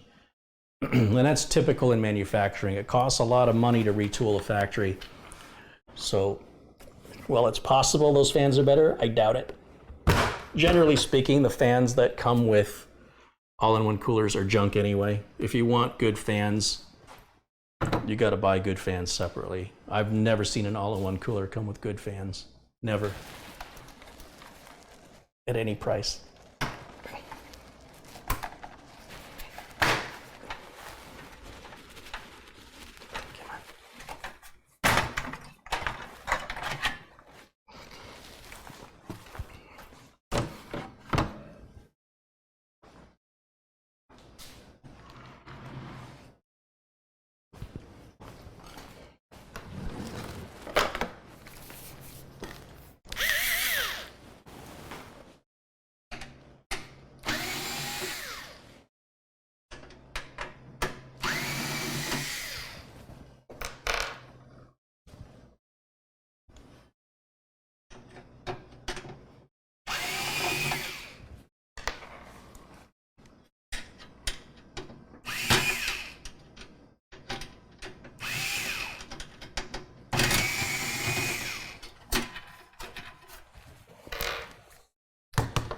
All right, so the frame comes out. Ooh, gotta love that NZXT case. Love that design. Set this here. Let me get my drink out of the way before I spill it. You don't want to get your all-in-one cooler wet. Haha. Okay, so how did I put this on before? What did I do? Think about this for a minute. Pipes need to go down. This part goes up. Think about this.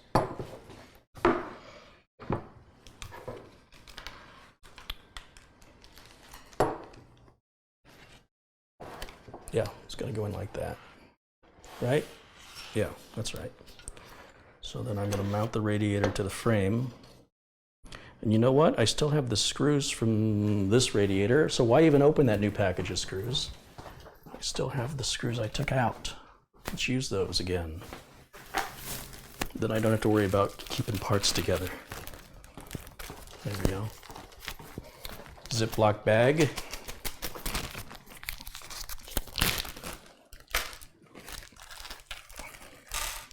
And there's a lot of them.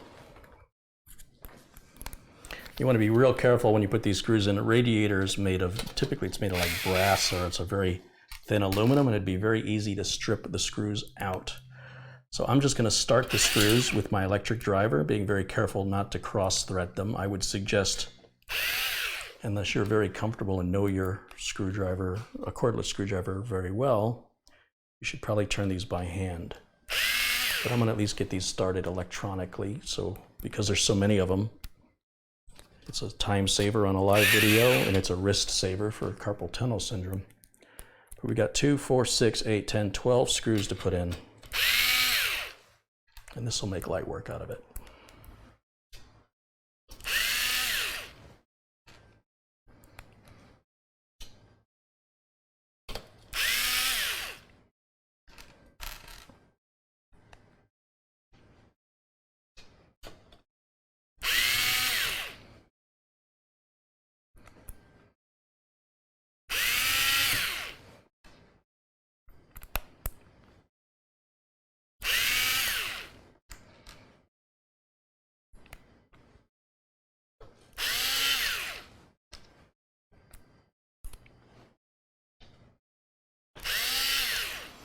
And now that I've got them all started, I can shift the radiator left and right as I need to align it to where I think it needs to be. This is gonna, did I just put this on backwards? I think I did. It's gonna go in this way. Wait, I'm confused. This goes down. And this side. These pipes have to come out of the right. Wait a minute. Wait a minute.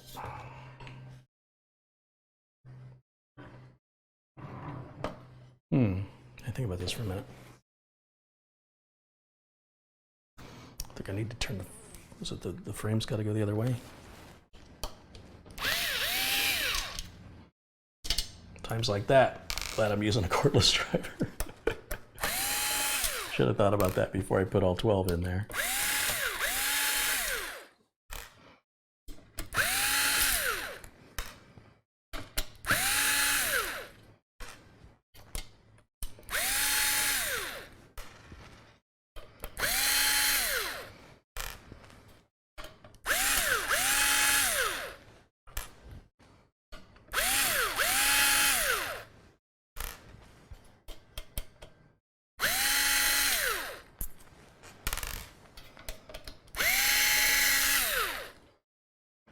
All right, let me think about this one more time. Now that I have the screws out of it, I think this went in like this. Or did it go in like this? Which way did it go? Okay, so I had it right the first time. It is going to be flipped the other way. It's fine. I had to, I'm a visual person. I had to see it. Billy Zoos contributed $2 Australian. Thank you, Billy. Thanks for your contribution. I'm sorry my back is to you at the moment. So I took these out for no reason. It was fine. I just couldn't picture it in my head. But again, with the cordless driver, I'm not that discouraged. If I had to turn these all by hand every time, you know, that would have been a little more discouraging for sure.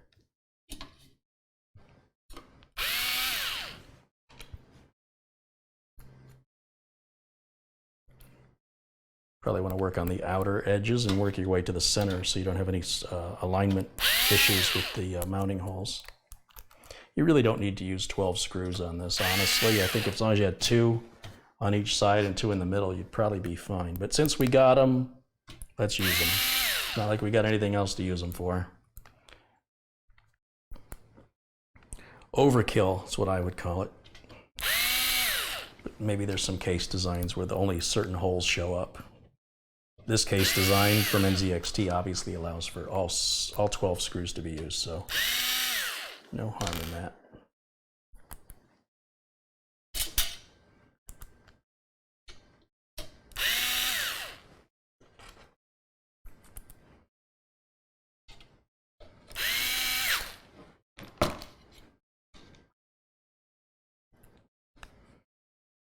Now, will this tighten down okay, or will it be too much? I think I'm going to back the screwdriver off to a setting of 2. I had it on 6.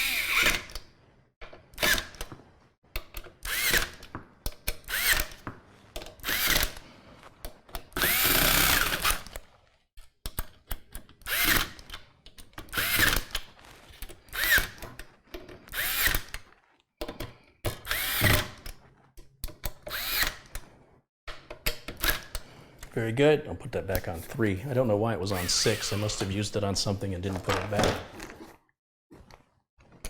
Okay, now when I put that in, everything should be fine, but I want to take this other cooler off first. So to do that, this is the Arctic freezer cooler. We're going to remove the cable off the fan header, and we're going to have to take the, I think we're going to take the graphics card out. Let's see. Should be able to remove the fan clip. I realize you probably can't see very well, and I apologize for that. Someday I'll have a cameraman. Someday.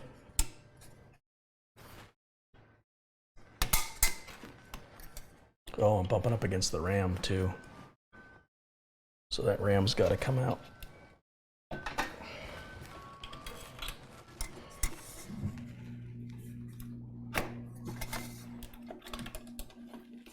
This is the Team Force memory that I'm using here.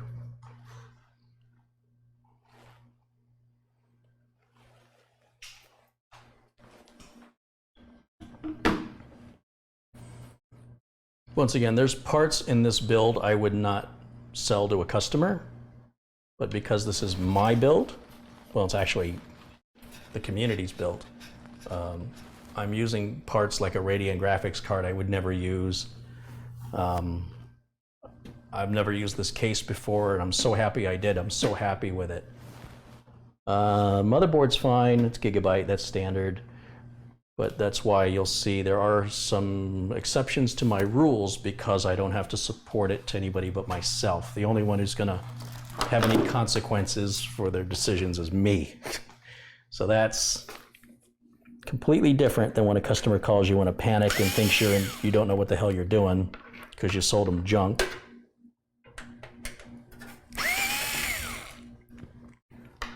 And then if I get familiar with it and I like it, I can start recommending it. So far, there's nothing particular about this graphics card that makes it worth the money. I think I'd have been better off financially and performance-wise with an NVIDIA card instead of a Radeon. But it is what it is. I don't even know how I'm going to release that graphics card because the heatsink's in the way, and I can't get the heatsink out of the way because the graphics card's in the way. Nice, huh? Thanks for the engineers. We'll send them a thank you letter for that. I have no idea how you're supposed to hit that release lever.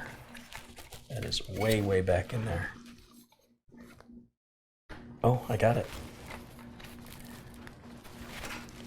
Thank goodness for my tiny hands. See, Trump didn't like that. Oh, pay attention. So that's the graphics card, the biggest, heaviest graphics card I've ever installed in my life. And it doesn't even perform as good as a 1080 Ti. It costs just as much. Why? Why did I do it? Because I wanted to see what was it like. Was I being blind and just following ritual? Or am I really choosing the best parts for my customers? I'll try it on my own rig and see. And verified then I've been on the right track the whole time.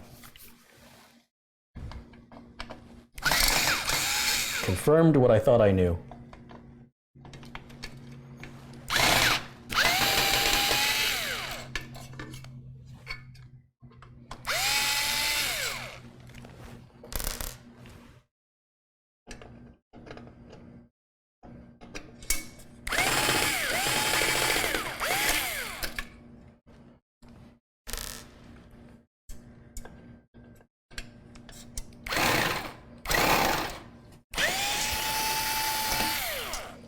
But look at that messy mess. So that's the Arctic freezer cooler, which is very thin, very thin. I like that it's painted black though. You can clearly see where contact was made with the thermal compound. You see the whole outer edge wasn't even touched on that thermal compound. Isn't that interesting? So all that thermal compound was wasted. It wasn't being used. Only the center of the CPU. So you don't have full IHS coverage on this. Sean Baxter has contributed £2. Hey, Sean. Thank you, Sean.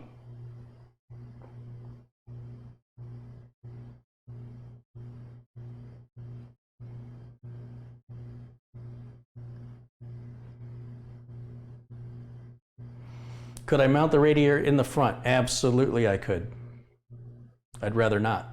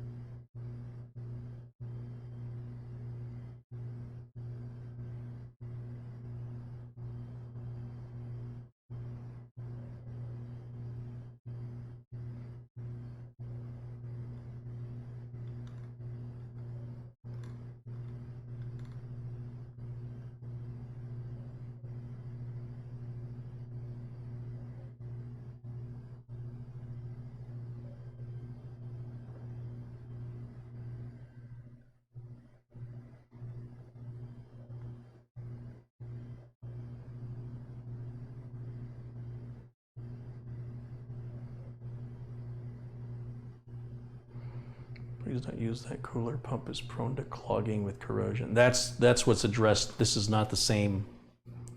Enermax has addressed that and corrected it with this new version, the RGB version of the pump. So the advice you're offering would be right for the old cooler, but not for the new one. Try and stay with us. Try and keep up with us, please.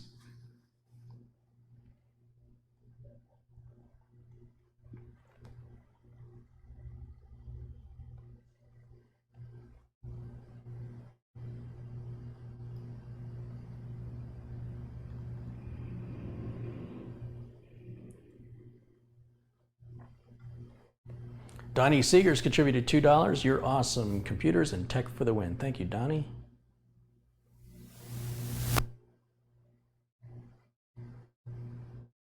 Carrie, would you have liked to have met Carl Sagan? Seems like a nice enough guy. All right, I gotta clean this off. It's messy. Very messy.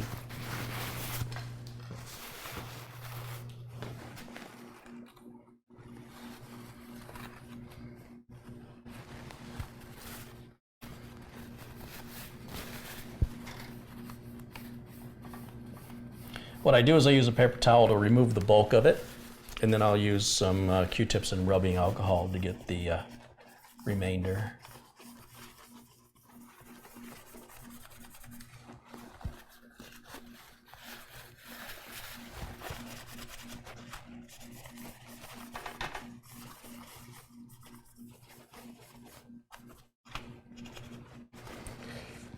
I guess that whole frame has to go off. That's all part of the Arctic freezer.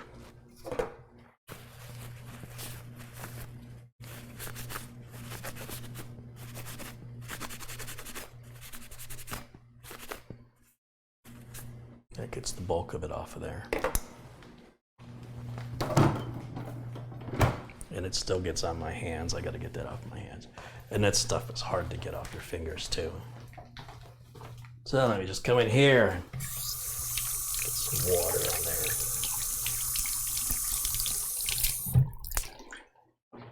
And I don't want to ruin my good towels, so we'll just go to paper towels for this. Oh, just about out. Okay.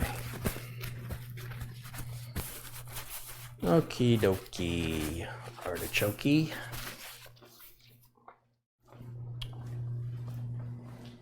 Let's get this frame off. In fact, I will use this Ziploc bag, and we'll put the screws and everything for the Arctic Freezer TR4 cooler.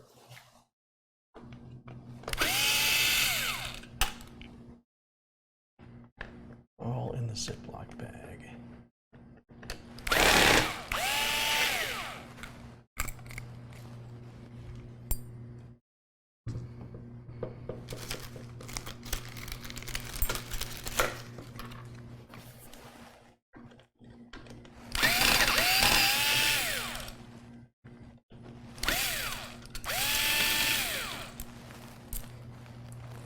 So one of the things I'm just not liking about the Ryzen series is their power consumption and heat generation. But that has traditionally been a problem unique to AMD compared to Intel for similar chips. In other words, you know, Intel seems to make a chip of the same frequency and ratings, but with a lower TDP. And AMD still seems to struggle with it even today. I don't know why. They're so much more power hungry. I wonder how much more in electricity it costs to run an AMD Ryzen versus, you know, the latest generation Intel chips. I'm sure there's somebody who's done a video on it. I'm sure it's not much. Just seems like there's just more heat and more noise. Although the streaming computer does run nice and quiet. The Ryzen 7 1700 with the Wraith cooler that's lit up in red is nicer than any stock Intel cooler. Well, yeah, it is nicer than any stock Intel cooler that I've ever used. I've used some pretty nice Intel stock coolers, but not as nice as that RGB Wraith cooler. It does seem pretty quiet, but I still think the power consumption is higher than on an Intel i7 of the same frequency. With the keywords being, I think, I get the sense that I'm eating more power. A little bit of paper towel on there. So I've got some denatured alcohol here. The higher the alcohol content, the better. We want to use, you know, you can get rubbing alcohol. It'll work just fine. It's going to evaporate off.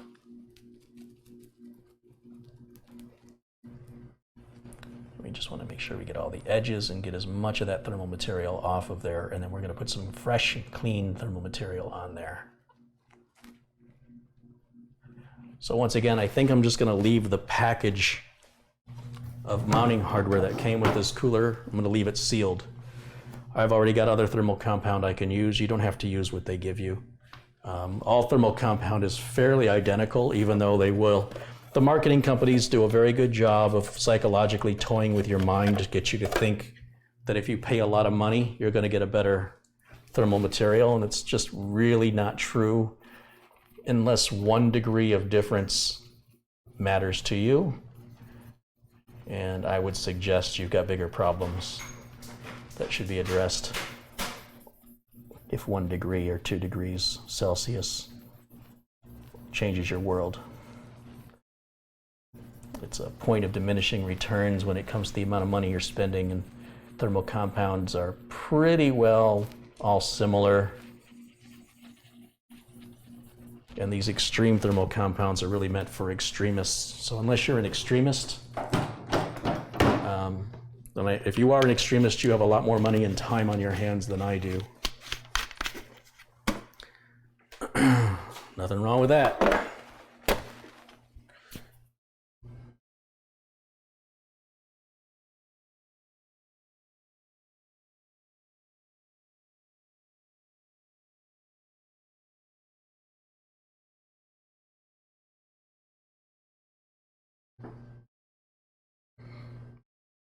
Just checking my phone. Doesn't look like I missed anything, so that's good. Okay. Thermal compound. That's what I was going to do. Get thermal compound. And a rubber glove.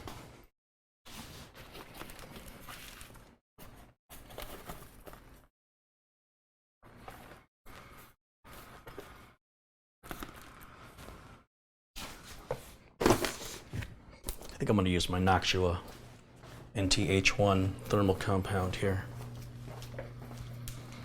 Are you here for the exam?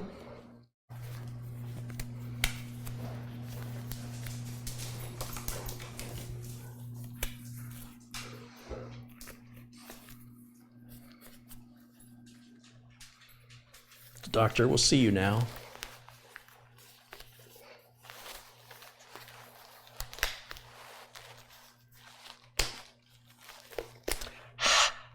Just warm them up. I don't want to give you too much of a shock.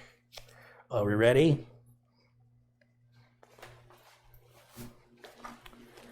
Okay.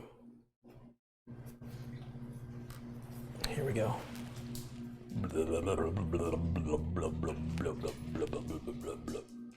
Oh my God, am I out already? I thought there was more in this tube. Rats. Let's see if I have enough.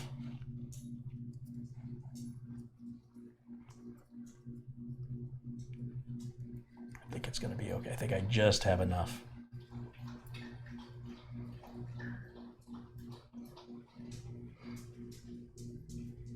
I do. I do. Look at that. Just enough. I guess I got to go on Amazon and order another tube. Good value for a good thermal compound right there. Amazon. And it's a big, you see how much bigger this tube is? There's plenty of applications of thermal material in there for many CPUs. Not many Threadrippers, but your standard Ryzens and Core i7s, you could probably do a dozen with that. And keep my hands clean. Take the glove off inside out. And then I don't have to worry about getting that stuff all over me.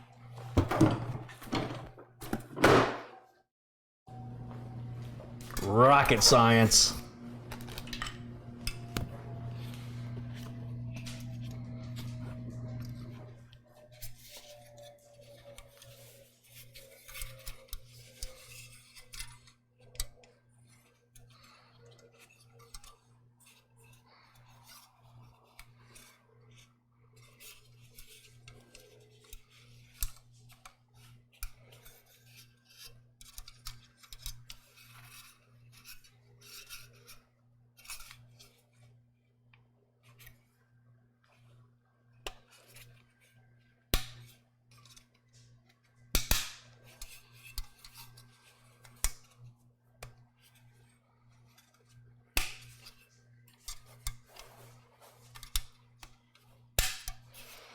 Okay, so that's the Arctic freezer cooler, and I'll keep this with the little Ziploc bag together.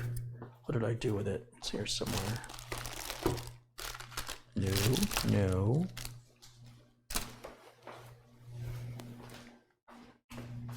Where did I put it?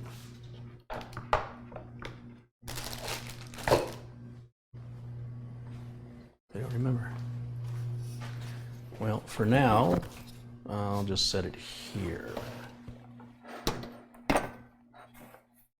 Funny how all my space starts going away. Everything's closing in on me. Okay, this is the old cooler, which I will put in the old box, so we'll get that out of the way. 2 old coolers I don't want. Bag of screws and everything, mounting hardware, we'll keep that with the old cooler. Graphics card, that's the little plastic cover. These fans we'll keep with the old cooler. Yes, that's fine. That's fine.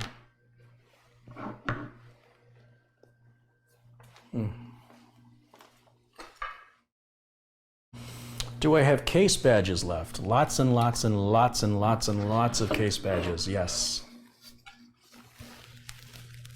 And I don't anticipate I will ever run out again.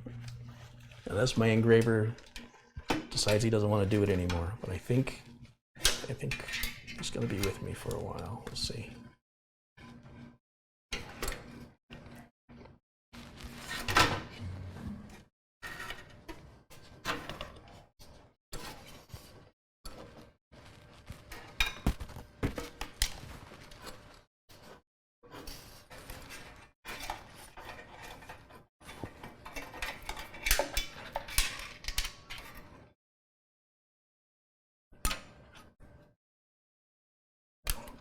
Just trying to get these fan power cables out now, so I don't have to do it later, through the wiring hole here at the top of the NZXT case, and trying to avoid hitting the thermal compound.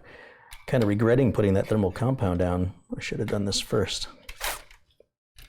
For some reason, just wasn't thinking ahead.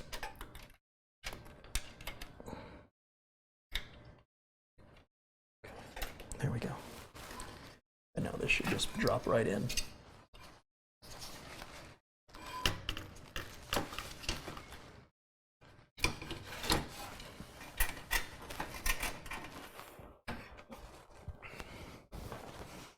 Make sure all these cables are pulled through nice and taut.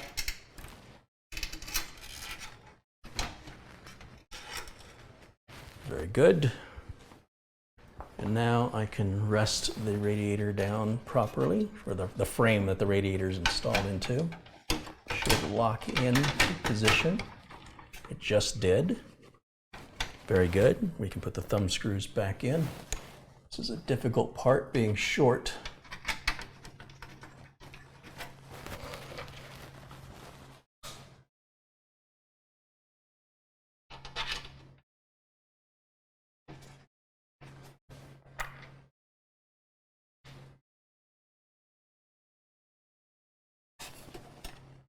It's always hard to see where these go.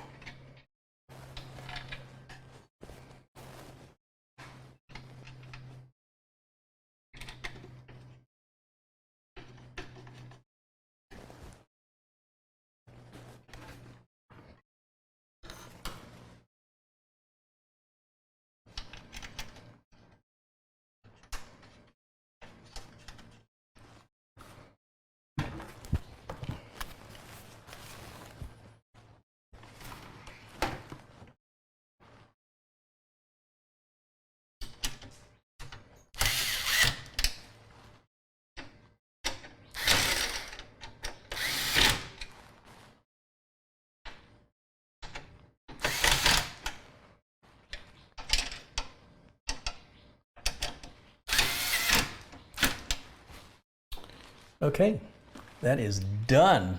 Done, done, done. Done, done, done. And now the water pump can be installed. This is kind of in my way. I'll have to address that a little later, I think. Why is it twisted? Just want to take a look at what that's going to look like. It looks right. What did I do with the mounting hardware for the water block? Why wasn't it in the bag of screws?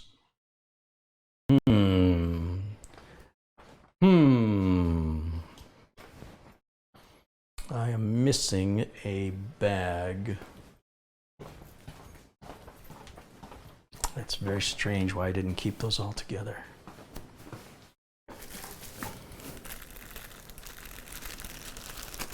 That's for the freezer 33 TR. What was I thinking when I did that? So somewhere,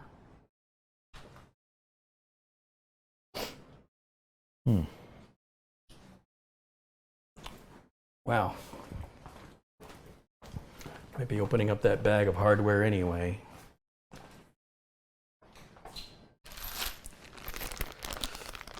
I don't know where they went.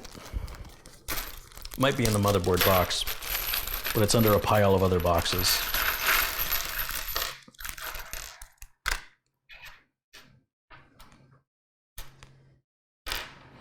So this is all fan screws. We don't need those. More fan screws, fan screws, fan screws, fan screws.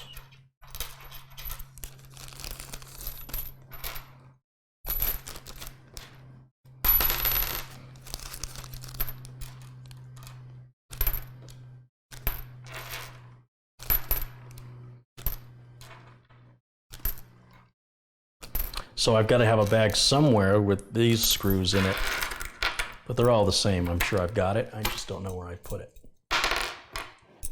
But these are the mounting hardware to mount the block to the CPU frame, which is just weird. But there's my freezer TR screws I was looking for earlier. Let me put those with the freezer TR screws I didn't use. We'll keep these all together while it's fresh on my mind.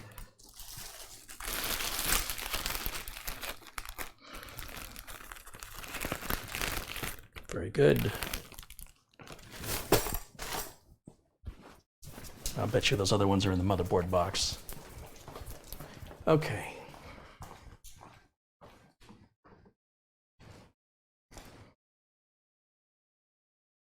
These I'm just going to tighten by hand.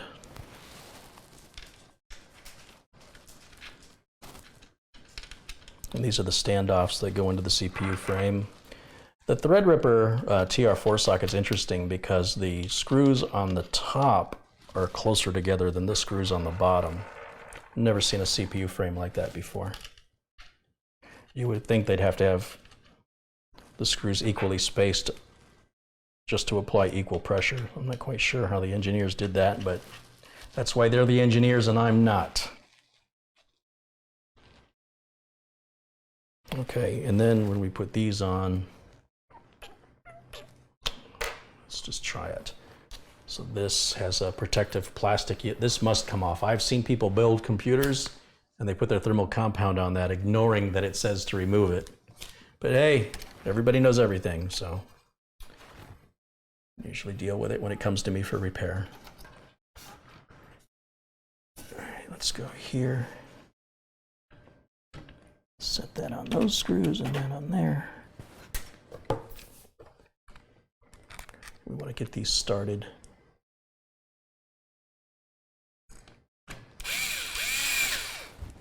Don't tighten them too much. Not yet. Get them all started first. I'll actually put that one on too far.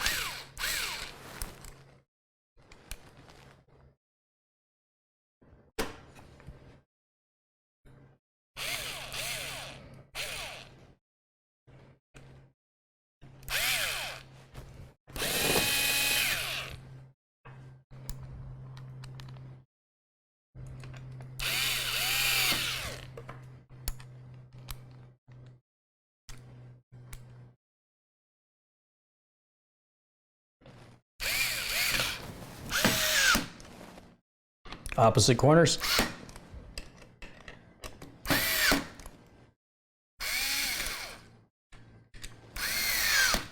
Okay, that's on. Now I want to grab my manual driver and I want to check that. You should never ever be using an electric driver to mount anything radiator-wise or water block or heat sinks. I have torn the entire top off of two separate Corsair H100 type coolers. And Corsair was kind enough to warranty that for me, even though they didn't have to.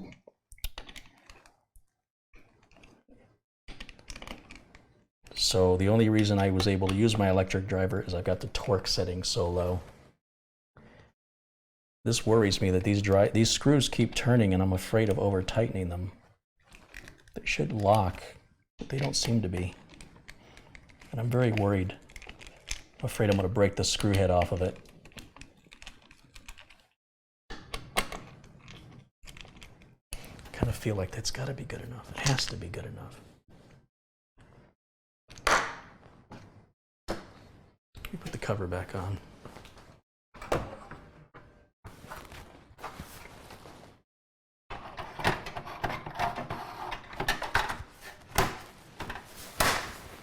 Good. And then of course this is the front with everybody's name proudly displayed up here. We're going to put that right up front here.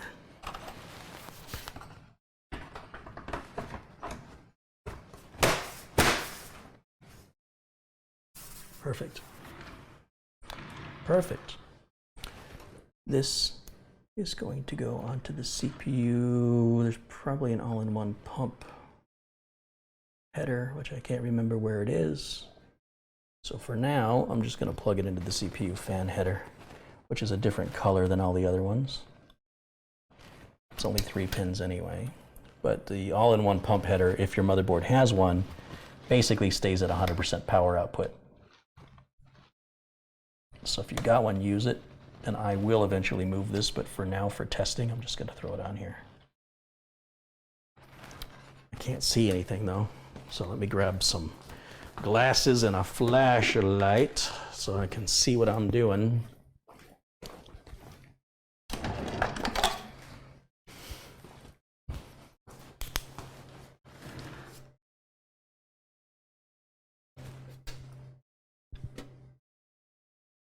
CPU optional, CPU fan. Oh, pump is the bottom one, so I will use the pump. Fan 6 says it's a pump. What about up at the top? What does that say? Fan says system fan. The other header seems unlabeled. Okay, well.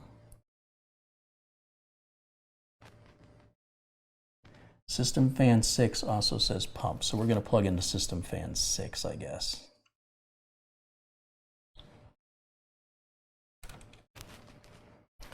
And I'm going to worry about this cable management a little bit later.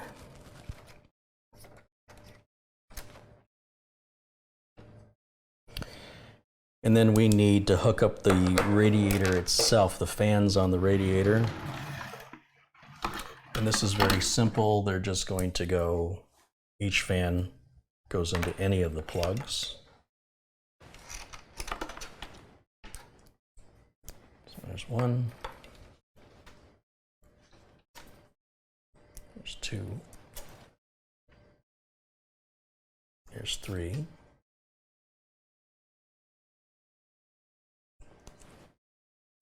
They only go on one way.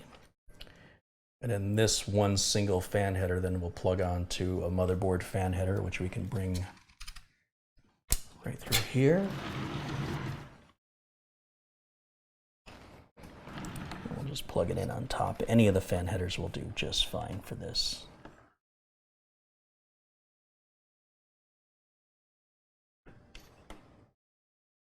Ooh, the memory socket gets in the way of that one.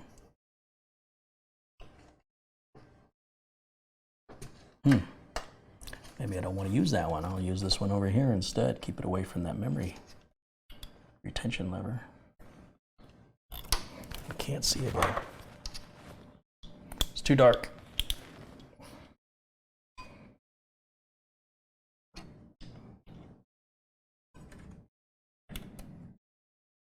There it is. Then there's that little plug right here for the RGB. We'll run that.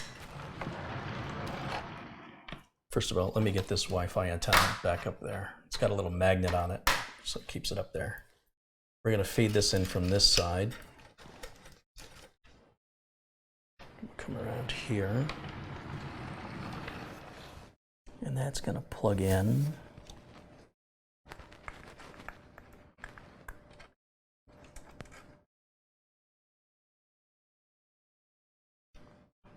figure out which way that cable goes on.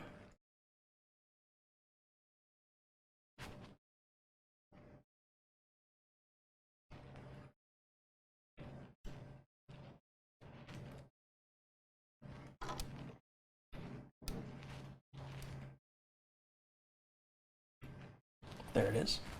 So that's going to control all the RGB. So that comes down here into this connector, which plugs into this. Although I would imagine this could also plug into a motherboard. I think we have to give it separate, a separate SATA power for the lighting. Really don't think this really interferes with the operation of the pump or the cooling. I think that's fully optional if you're into the RGB thing. I got to put the RAM module back in that we took out. Right here.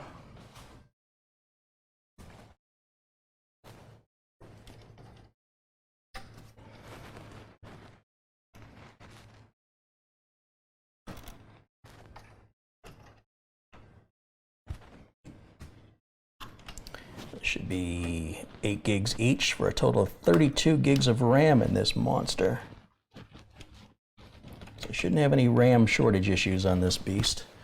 And then we can put the graphics card back in. Oh, God, this thing's heavy.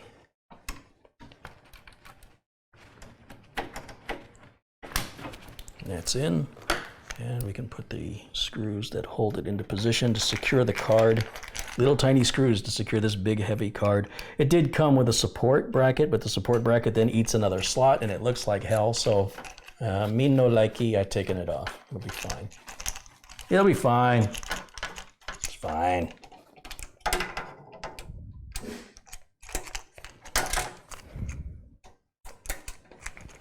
Should have had my my electric screwdriver for that.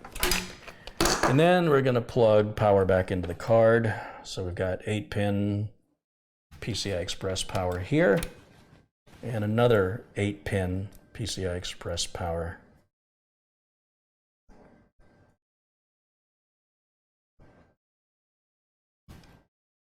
Right there. And now we are ready to test. That's the old fan splitter that can go with the old cooler. And the rest of this mounting hardware can go to the old cooler. And the option to run the fans off of power supply power. I don't know why anybody would do that. Spend that kind of money for a CPU and have a motherboard that won't give you enough fan headers? That seems crazy. Flashlight can go back. Okay. Now, let's plug in the video. There's the user manual. I can always refer to that if I need to later. Plug the keyboard and mouse back in up here where they were. And then finally we have power, power, power. Oh, oh, oh. Oh, oh, oh. Power. More power. Here we go, ladies and gentlemen. Here we go. I'm going to switch over to DJI Drones contributed $2. Thanks for all the helpful videos. Thank you. Let's go here. Okay, you can see me in the corner. Turn this on. Pump's lighting up, nice and colorful. Fans are loud, but give it a minute. Better. Better.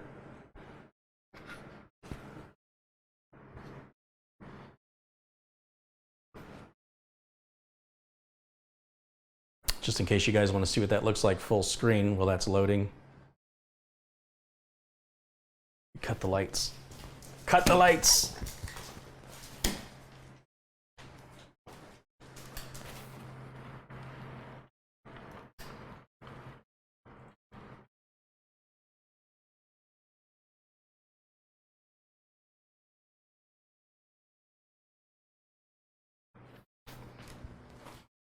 Well, watch out, Jimmy boy.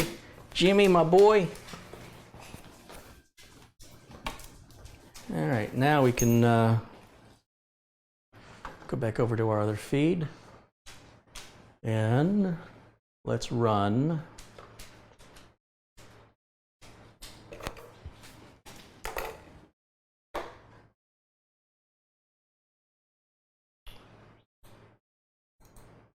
There's Prime 95. Whew, look at all those cores.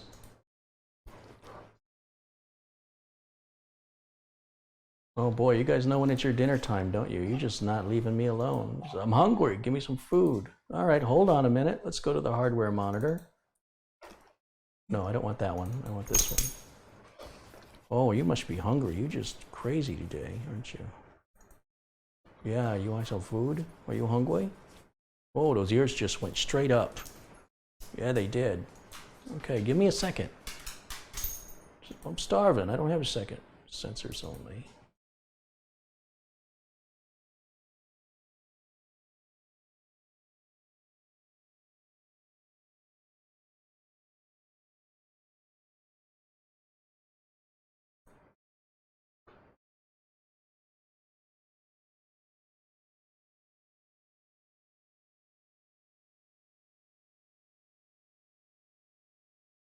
Okay.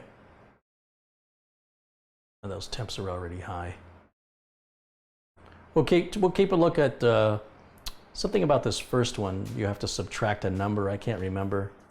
I'm sure somebody in the chat will remind me. Keep an eye on that. We're running 100%. Remember, we would never really run this computer with that high, you know, using all the cores pushed to 100%. This is a real extreme test. And it says it's about 10 after 5. We'll let this run for 15 minutes and keep an eye on it. We can already hear the fans getting louder, which is okay for right now, as long as it cools well. If it doesn't cool well and it's loud, then I have a problem. All right, you guys hungry?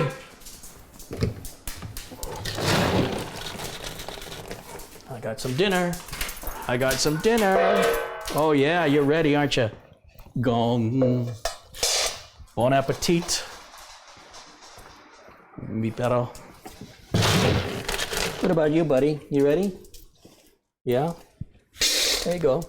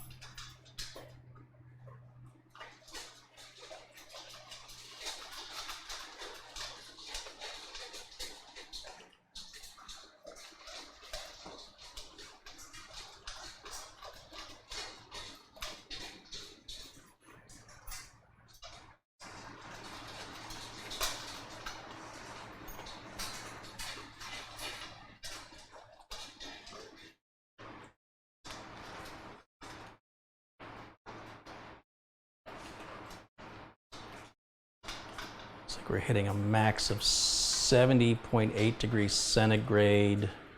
I think I really want to focus on the that's the second number down here. I think is the one we really want to watch, because I don't think this is inaccurate. I do not believe this is correct.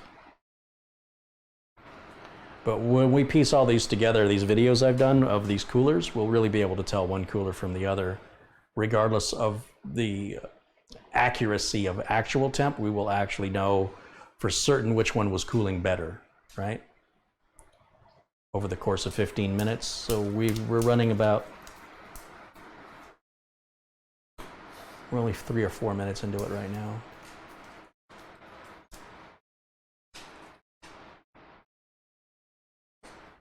Okay, you guys want some, you ready for your dessert now?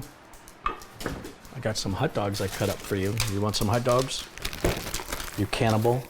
Can I take it out of the bag first? Would that be okay? Here, hold on, we'll point the camera over here so you guys can see. It's your favorite part. It's your favorite part of the day. Okay, you gotta take it nice. Don't take my finger. I know my finger looks like a hot dog. Good boy. You too, be nice. Good. Oh, that doesn't even barely count.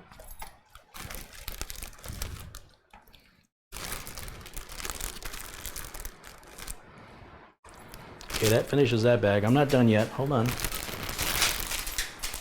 I cut these hot dogs in a way that basically they're in, each hot dog is 5 pieces. So if I give them each 5 pieces, then that's 1 full hot dog each. It's funny because these are often cheaper at the store than dog treats. And I'm sure it's just as healthy. Whoa, I heard that. Okay, well, last one for you. This is your last one. Be nice. Good boys. That's my boys. Now leave me alone. I'm done with you now. See you tomorrow. Bye. Bye. Bye. Bye-bye.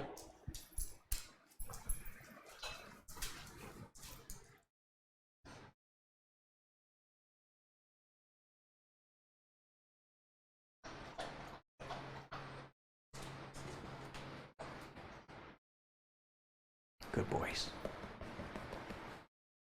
That's a good boy. All right, now I gotta wash hot dog off my hands.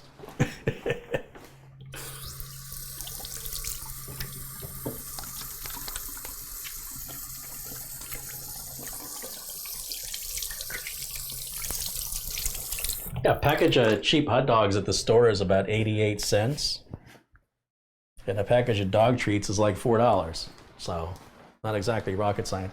Although I don't give them a lot of it, you know, it's just, we go through phases where we'll buy a bunch of hot dogs, stick them in the freezer, and put a package in the refrigerator, let it thaw, cut it up, put it in Ziplocs.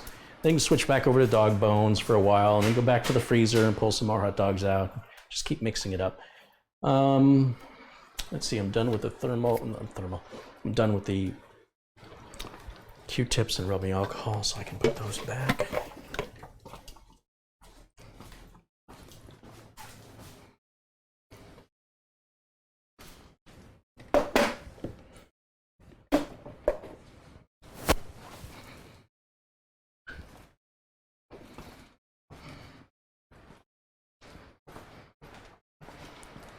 So I'm not really worried so much about how loud the fans get when it's under stress like this, because it's very rarely going to be stressed this hard. I am only concerned at this point that the fans are going to be able to adequately cool in a worst case scenario. But when the machine is idling and running at normal, you know, web browsing and video editing, it should be much quieter. And if it isn't, but it cools well, I'll consider replacing these fans with Noctua fans. I can still do a little tweaking in the BIOS with that as well. And, but there's no sense in spending any money on this if it's not going to cool adequately. What are my temps looking like right now? Let's see. Hitting 70 degrees maximum, almost 71, which is, I like to keep it under 80. That's my main thing.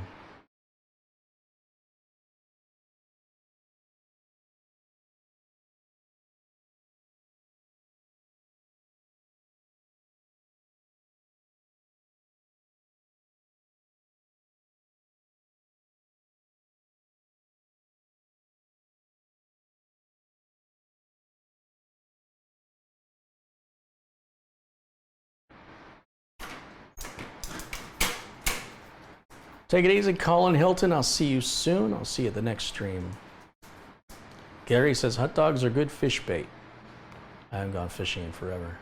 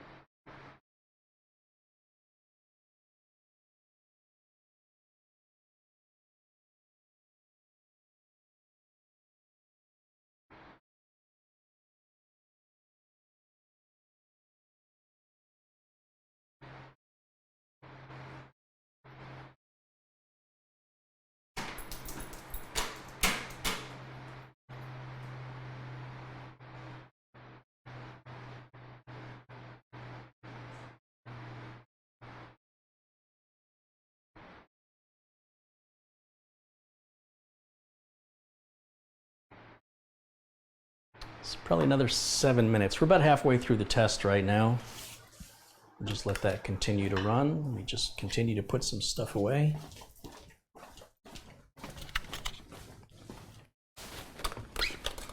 I still can't get over how fast I went through that Noctua tube. I think because I used it on the Threadripper before. So I think there was only enough for about 2.5 coverages on the Threadripper in that whole tube, and that's a big tube.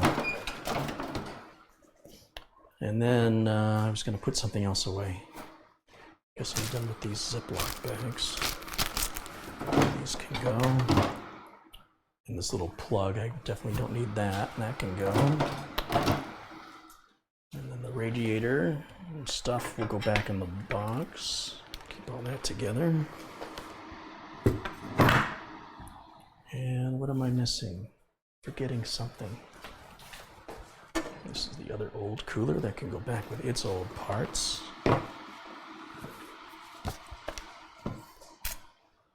Okay.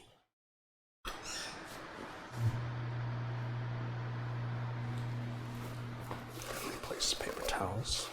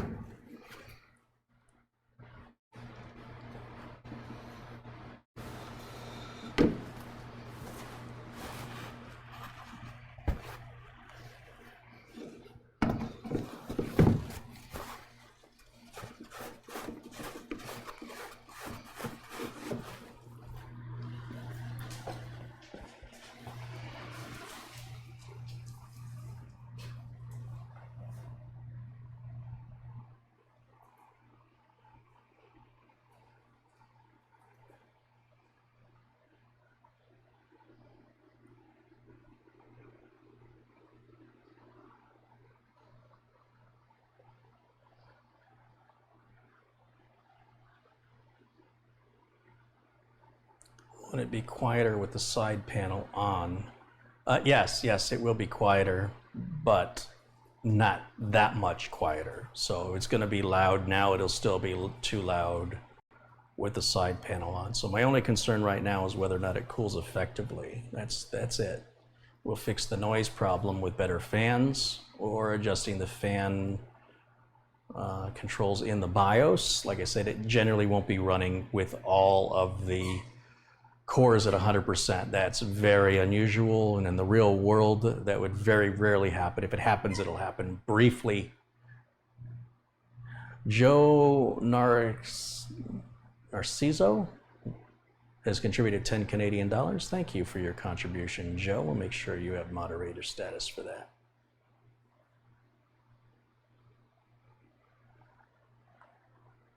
Cosmic Motorsports says, thanks for all your efforts, Carrie. You're helping me increase my tech and computer skills and knowledge exponentially the more I watch. Great, that's awesome. Thank you for the kind words and your support. I greatly appreciate that. So what are we? Almost at 15 minutes. What's our max temp now? Still haven't broken 71 degrees Celsius. I think that's the best I have seen from a cooler yet.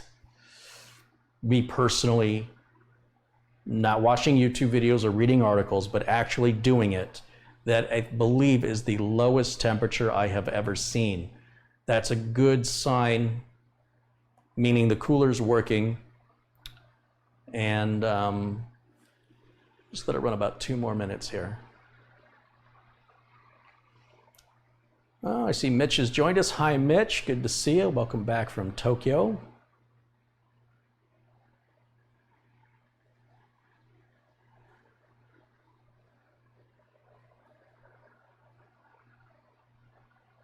Jaybird says, I purchased a leaf blower because of you.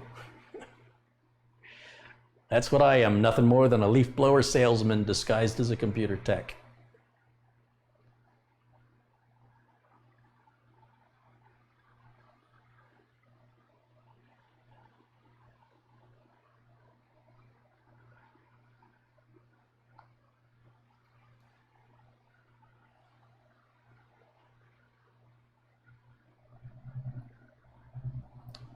That seems pretty locked in at 70.8. I'm going to go ahead and stop the test. I think we've accomplished what I set out to accomplish here.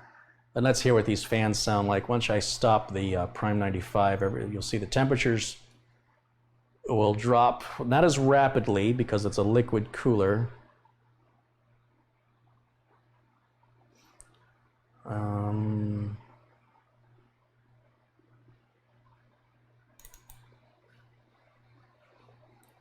Test, stop all the workers. And now we should hear these fans drop significantly.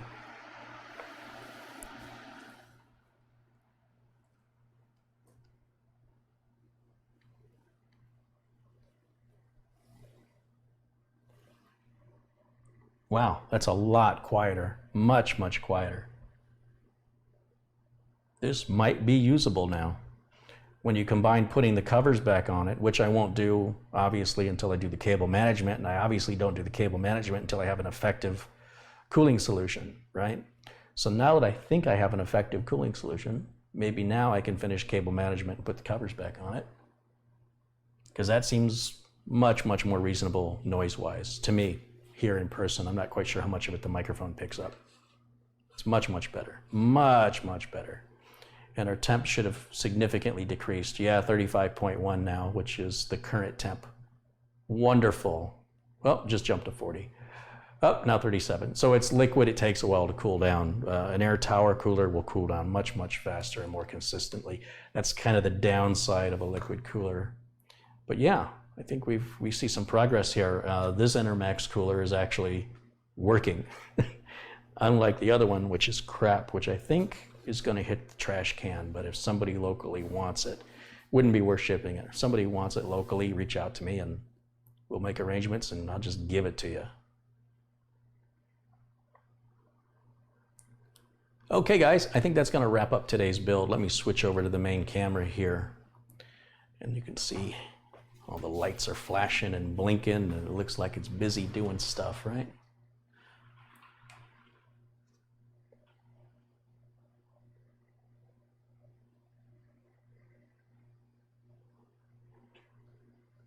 See if we can't zoom in on that a little more.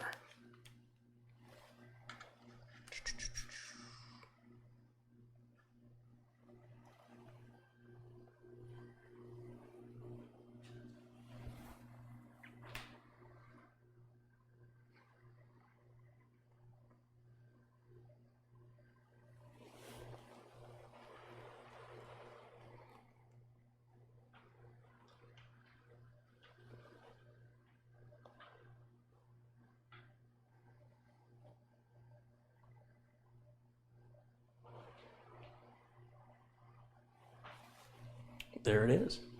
Much, much quieter. That's the best it's been since I built it, honestly. And that's what's preventing me from using it, is all that noise. So let's just bring that right over there. Reviewing, playing, and more RPM has contributed $2 Canadian. He says, great stream as always. Thank you for that. I appreciate it very much. Thank you guys for joining me today. And like I said, we'll take the other videos I've shot and we'll piece together, make a short video going, here's what this cooler did in these temps, here's what this cooler did in these temps, and then here's what this cooler did and these temps. And it'll be a nice brief little comparison using the same rig with the same version of software and everything's the same. So we really have a fair comparison. I don't really think I'm going to take the Noctua cooler out of the box and use it because there's no way it's going to be better than this. There's just no way. I think I'm just going to keep it just as it is and work on the cable management so I can put the covers on it and actually start using the darn thing, right? What a concept that'll be.